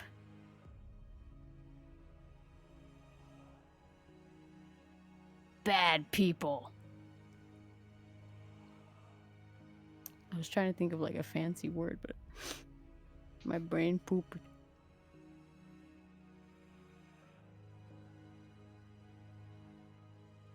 True adversaries of the natural order. So, you have transgressed against the natural order for the purpose of the greater good. This is your defense? Yes. And do you have a witness who can attest to the integrity of your words?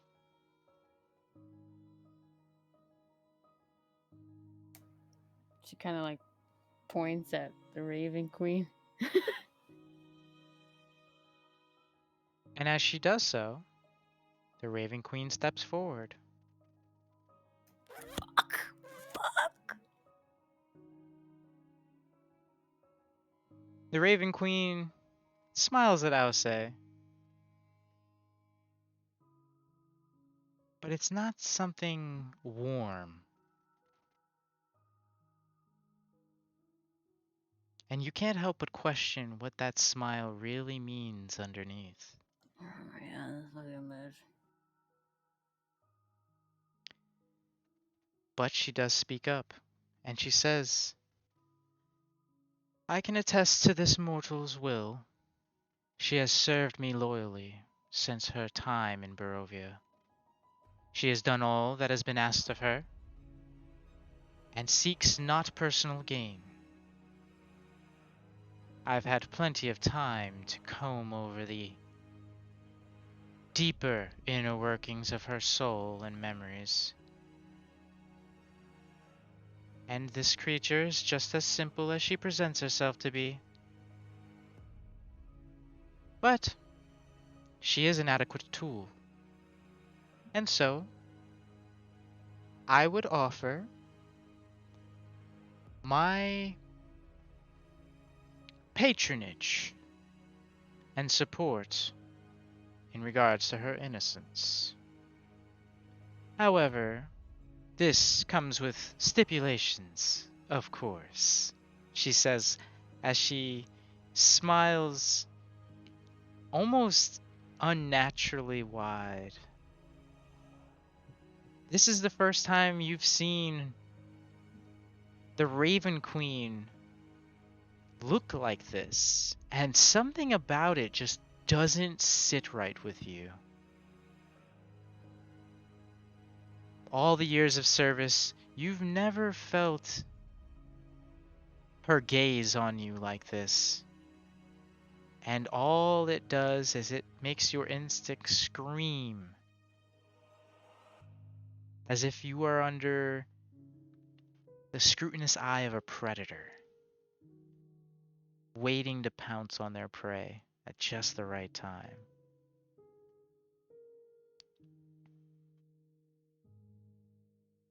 Lathander sits up from his seat and raises a hand and says, I too offer my support in her innocence.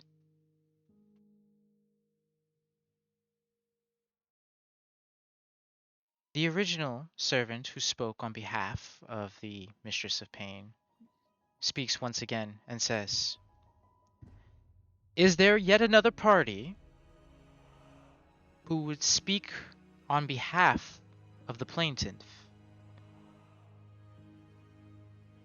I'm sweating.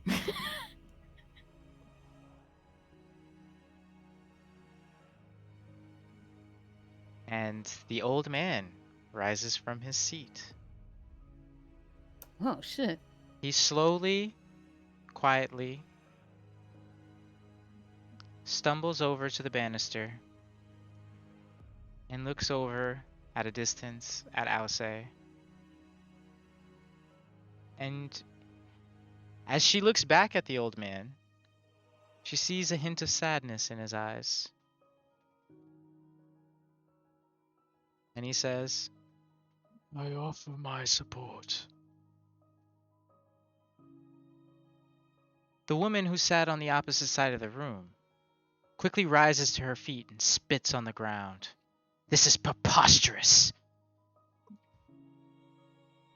Are we really going to go along with this farce and let these heathen mortals go on living after all the things that they've done?"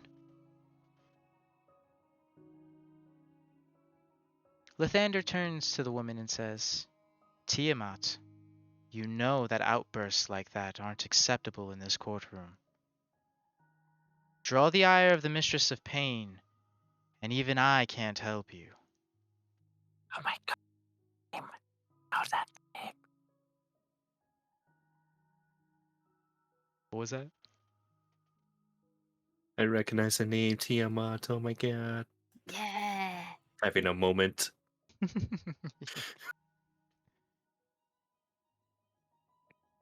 Does she have big titties? Massive. Oh. Huge honkaroos. I'm talking big bangalangos. Wow, badongadongas. Huge Excellent. bing donga dooga loga dongis. Jalongadongas.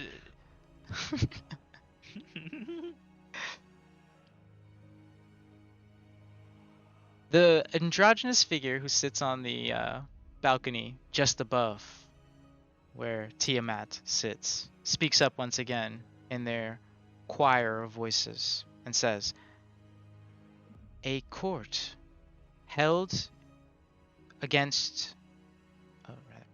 a trial held against the guilty is the natural order of things. Don't forget your place, Tiamat. You sit far lower on the totem than you'd like to believe." Damn. To which Tiamat responds, "Oh, the robot decided to climb out of his hole for the first time. What, does it threaten your little mechanist?" I know who that is. And before long, the courtroom is abuzz with argument, as Damn. words are spat back viciously between all of the interested parties.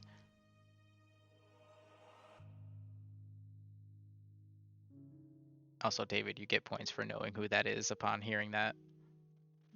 As a matter of fact, slap inspiration. You get inspiration for that. Yo, bruh. These guys can't even hold a trial. That's what Alcé's thinking in her head.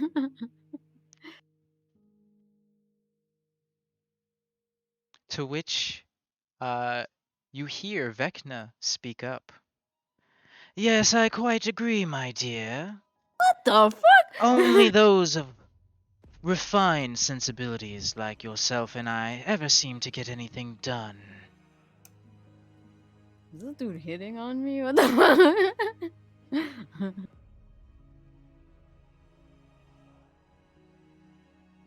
Vecna is the god of secrets. Oh, secrets. Oh wow, you know my All secrets. secrets. Well, I don't fucking shit. If he So knows all my secrets, then it's a little bit more complicated than that. It's a little bit more complicated than that. But put simply, if you think something in your head that's technically a secret. Nobody else knows it, right? Yeah. Yeah, Vecna is crazy. So That- he can read your mind. I'd be careful what you think Right. about. And that's cool, but like, I do. What the fuck? I do want to say one thing. If these guys could like pipe down for one second and stop arguing amongst each other. You can roll charisma to get everybody's attention. I mean, you Charisma could saving just throw. Like There's, shout. I mean, there's a lot of ways you can go about this. Yeah.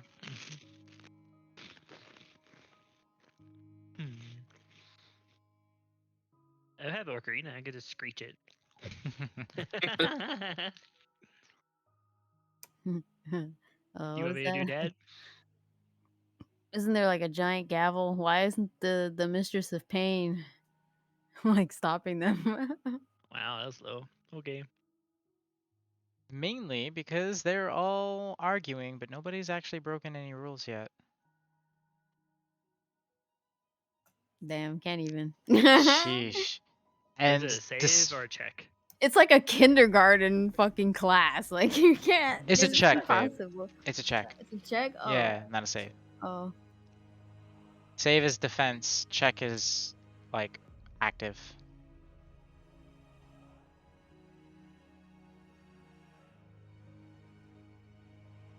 Oh, I have inspiration, right? Yes, you do. Oh. And you can spend inspiration to roll with advantage when you so choose. Oh.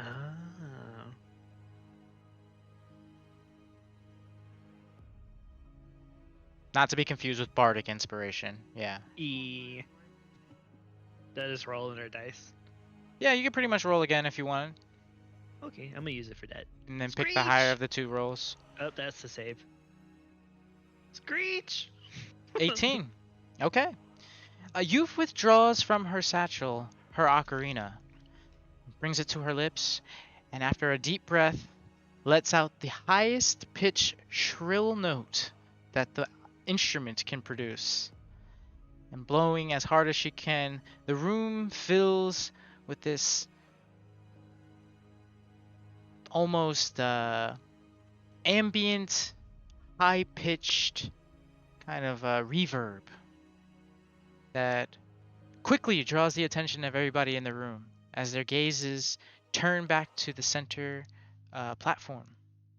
And All of the my room goes ears are on silent. fire. Yes, poor Roko. Roll a con save to see whether or not you take damage. Okay, yeah, you Cool. managed to withstand the shrill, unpleasant nature of this sound. Yeah, you could say you've warned her. Like, cover your ears. She told me just take more Karina, take a deep breath, and she covered her ears real quick. She's like, fuck. Okay. You've clears her throat and says, shall we continue?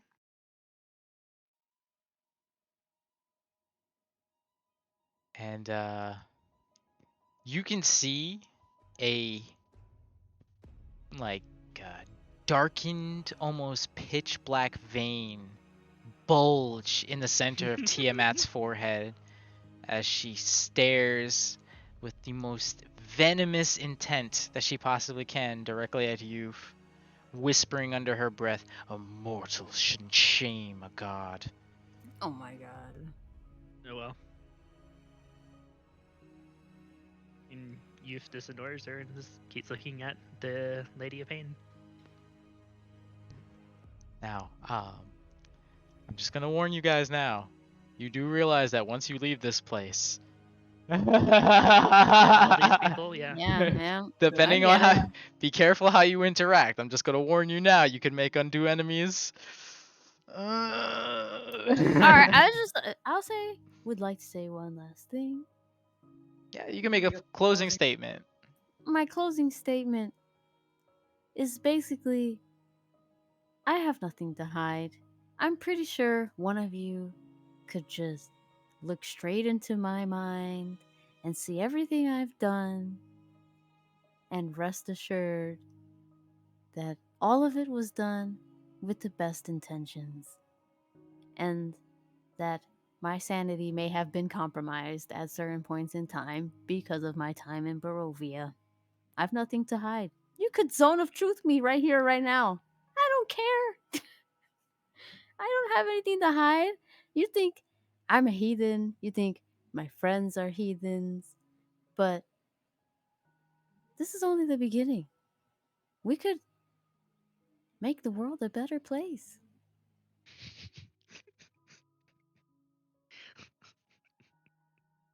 Oh. An advancement in society that I can deeply respect.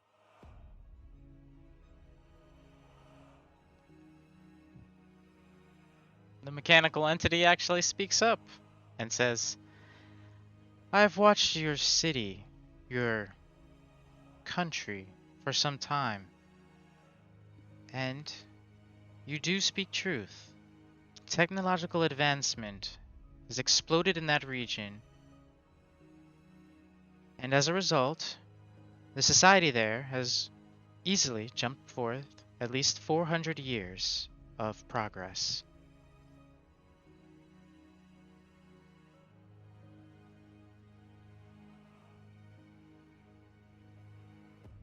Or it even reminds me of the technological advancement of my species. Very much in the same vein. A large leap in years into what we became now. I just thought you would all know.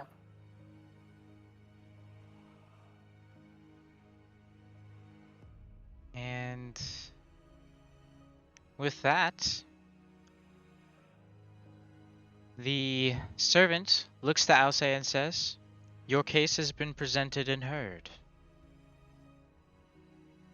We'll now begin proceedings for the next defendant.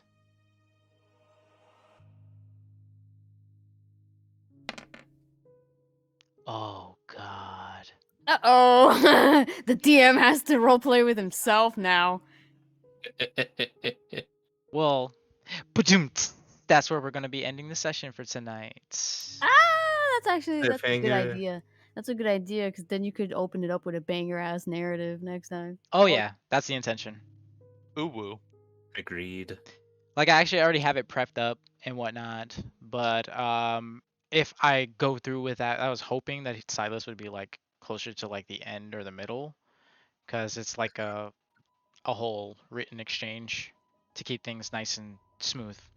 But that's If cool he to was start it off next last, time. if he was last, were you planning on having him blast a hole through a wall?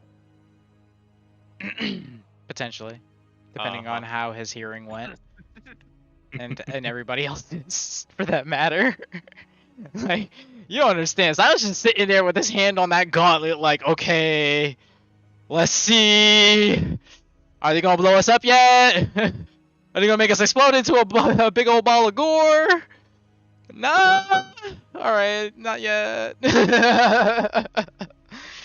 What did he say about my Mhm, son? Ooh, I could slide him right now. Ooh. It's like, you know, that time stop would be really useful for stabbing you in the face repeatedly. My.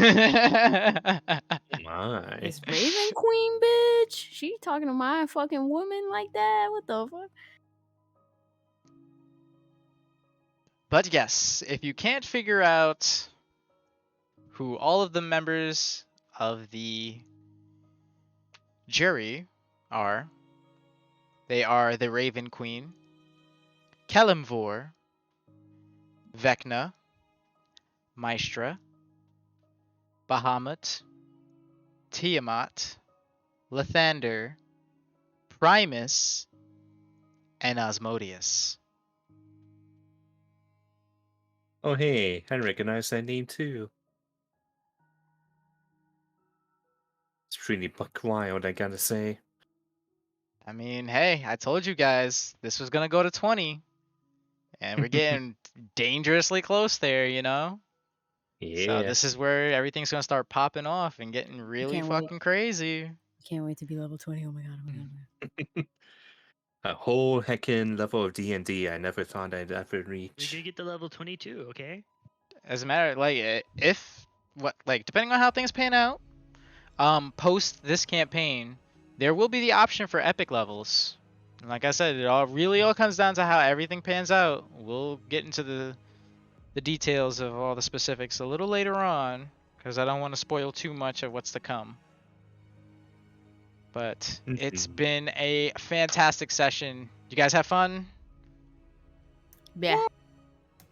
Yes. Maybe, I don't know. You don't know? What Let the me fuck? roll a d20 and see how many pickles. How many pickles is gonna be?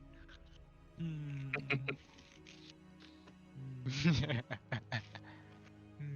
Crunch.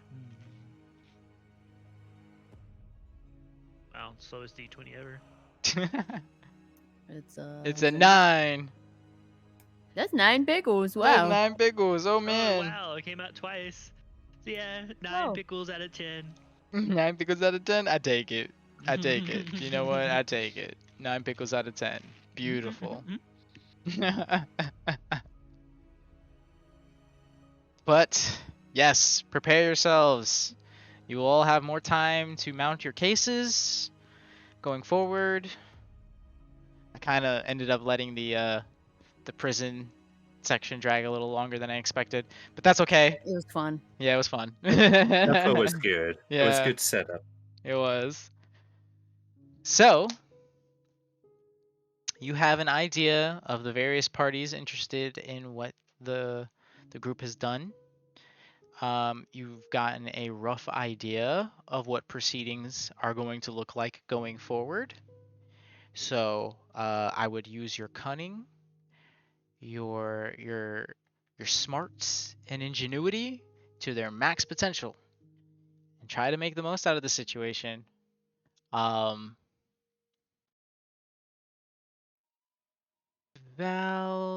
say situation. Okay, we'll get more into detail about that one too later. Okay, anyway, thank you so much, guys. Much love. It was literally a blast, and I can't wait. What's next week looking like, by the way? I'm off- Saturday, always. Oh, my bad. It's okay. I'm off next weekend, so. Beautiful. How about you, James? I'm checking real quick because I don't remember. 'Cause if My I- schedule has been a little weird lately, and this week, like most of my week, literally as of this morning, got changed to closing seafood all week. So Yeah, it's no worries. that's why I didn't mention it earlier, because I was supposed to be off at 6 today. I ended up getting off at like 9:30. Yeah, I just want to make sure so that way I can plan our start time accordingly. I kind of like I had a crazy week with college and stuff like that. They fucking dropped me from my course, so I've been like mad dashing to get that shit fixed. And I had an exam that was due today. I am also off Saturday, which is weird. Fantastic. I go in early Sunday, so if we want to start earlier, that's Yeah. probably better. As soon as Val gets home and settles in, we can get started. That's usually about 10 a.m. Not 10 a.m. 10 p.m. So I'll get the stream going by like 9:45, so everybody can kind of roll in and get started and whatnot. And once we're all ready to go, we can pop off from there. Yeah. Oh, that's weird. I did not know I had 2 days off in a row. That's cool. Nice. But yeah. Yeah.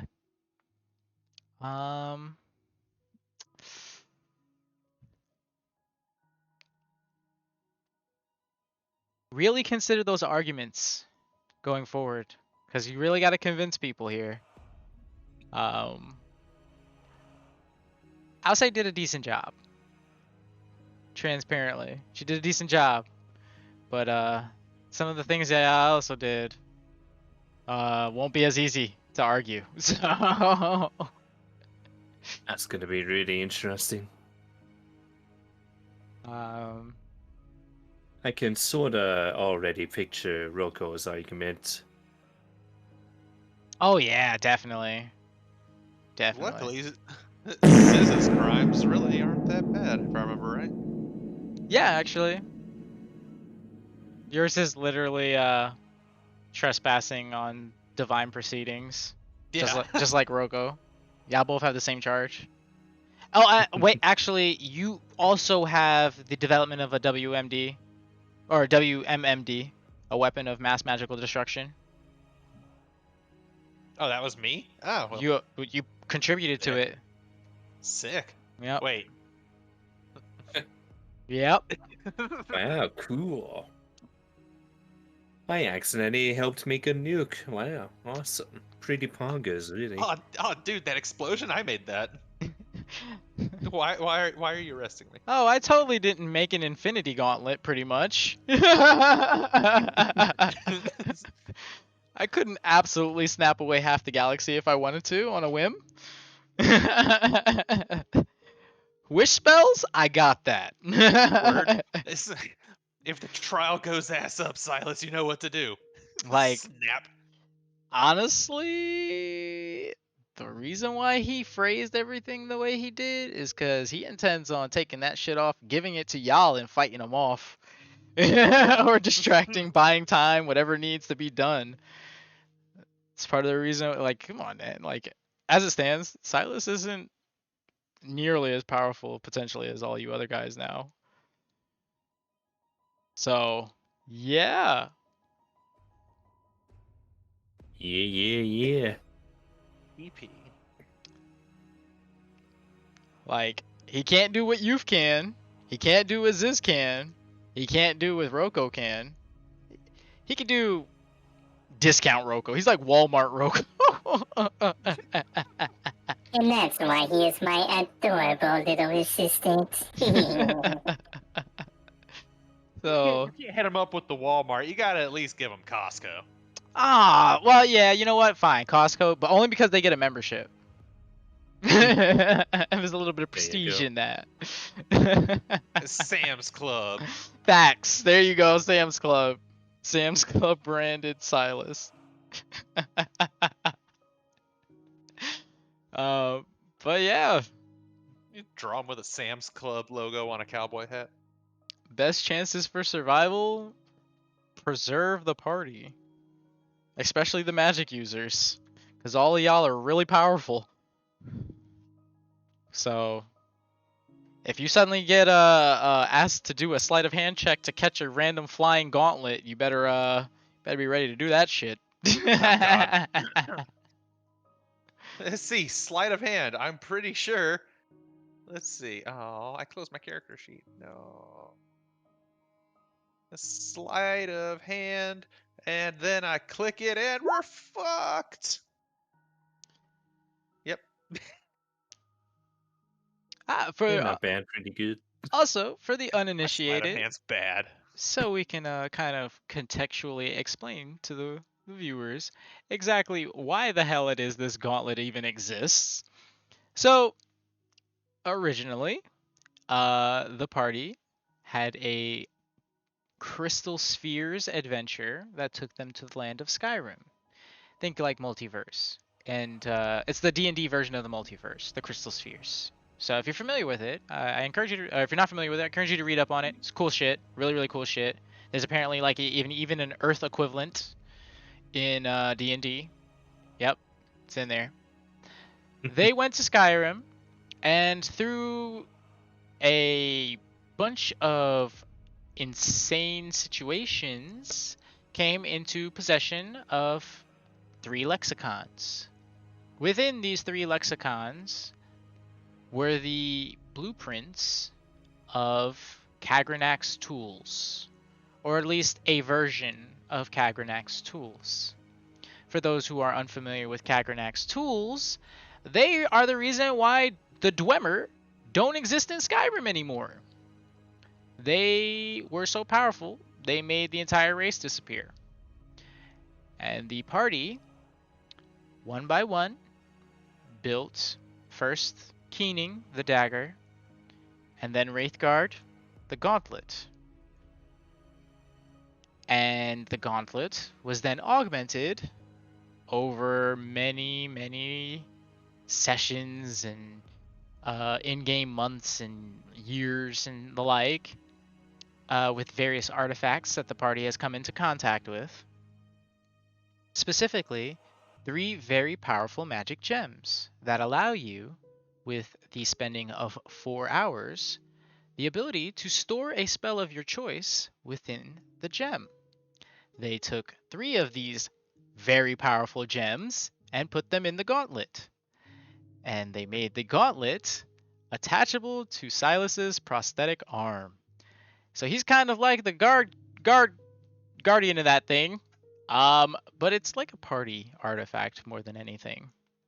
This is why it's able to be taken off and stuff. So yes, they are walking around with an infinity gauntlet, and bad things happen because of it. Good things, but bad things. But good things, but bad things. Wild things. It's part of the reason why they're in this predicament, because that item is considered a weapon of mass magical destruction. It could unmake the universe if it wanted to.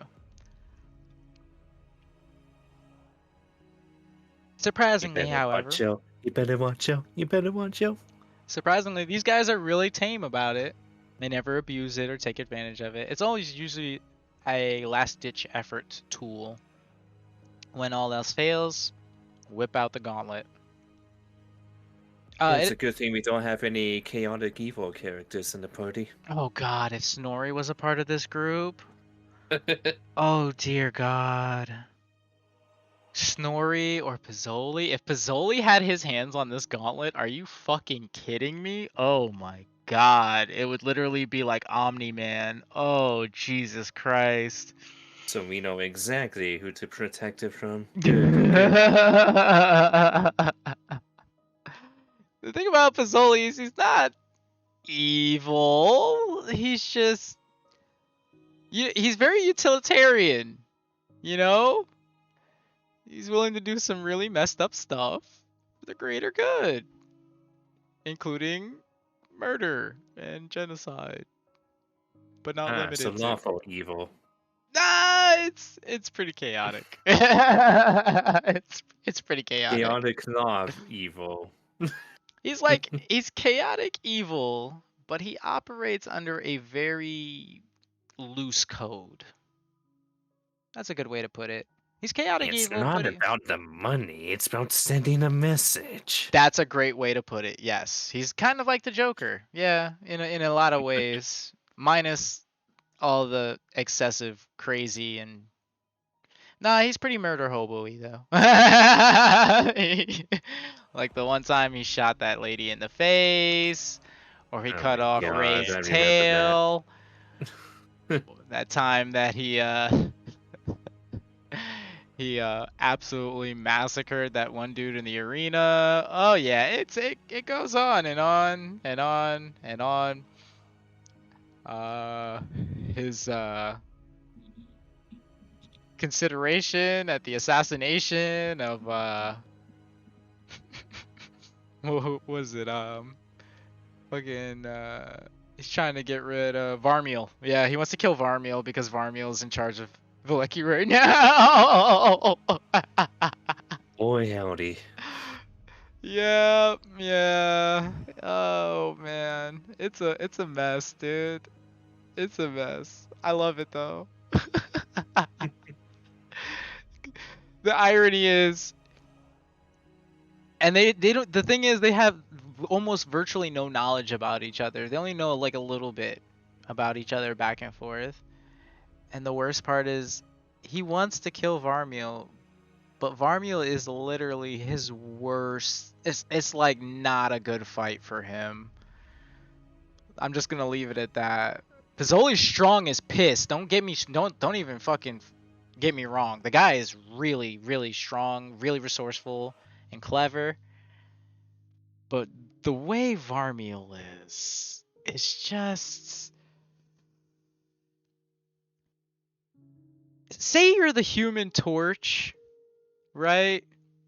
You wouldn't want to have to fight Aquaman underwater, right? Yeah. Yeah, that's kind of where this situation would go.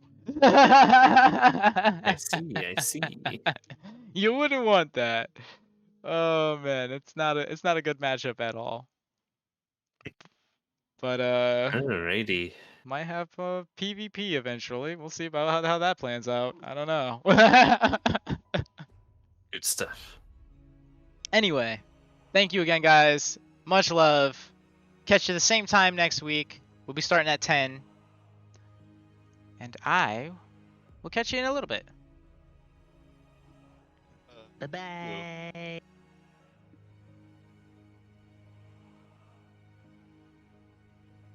Alrighty, friendos. That was one hell of a session. Mainly because I know what's going to happen underneath all of this. And it's some crazy shit. It's going to be fun. I really hope you guys come, hang out, enjoy this adventure along with us. It's good times. This is only the beginning. Prepare your anuses, because it's only going to get crazier from here. So with that said, my friends, I want you to be sure to get plenty of rest, because you're going to need it. Stay hydrated, because you'll die without it. But most importantly, you keep loving yourselves and each other. Tomorrow will be a banger day. And I will catch you then. You have yourselves a great night.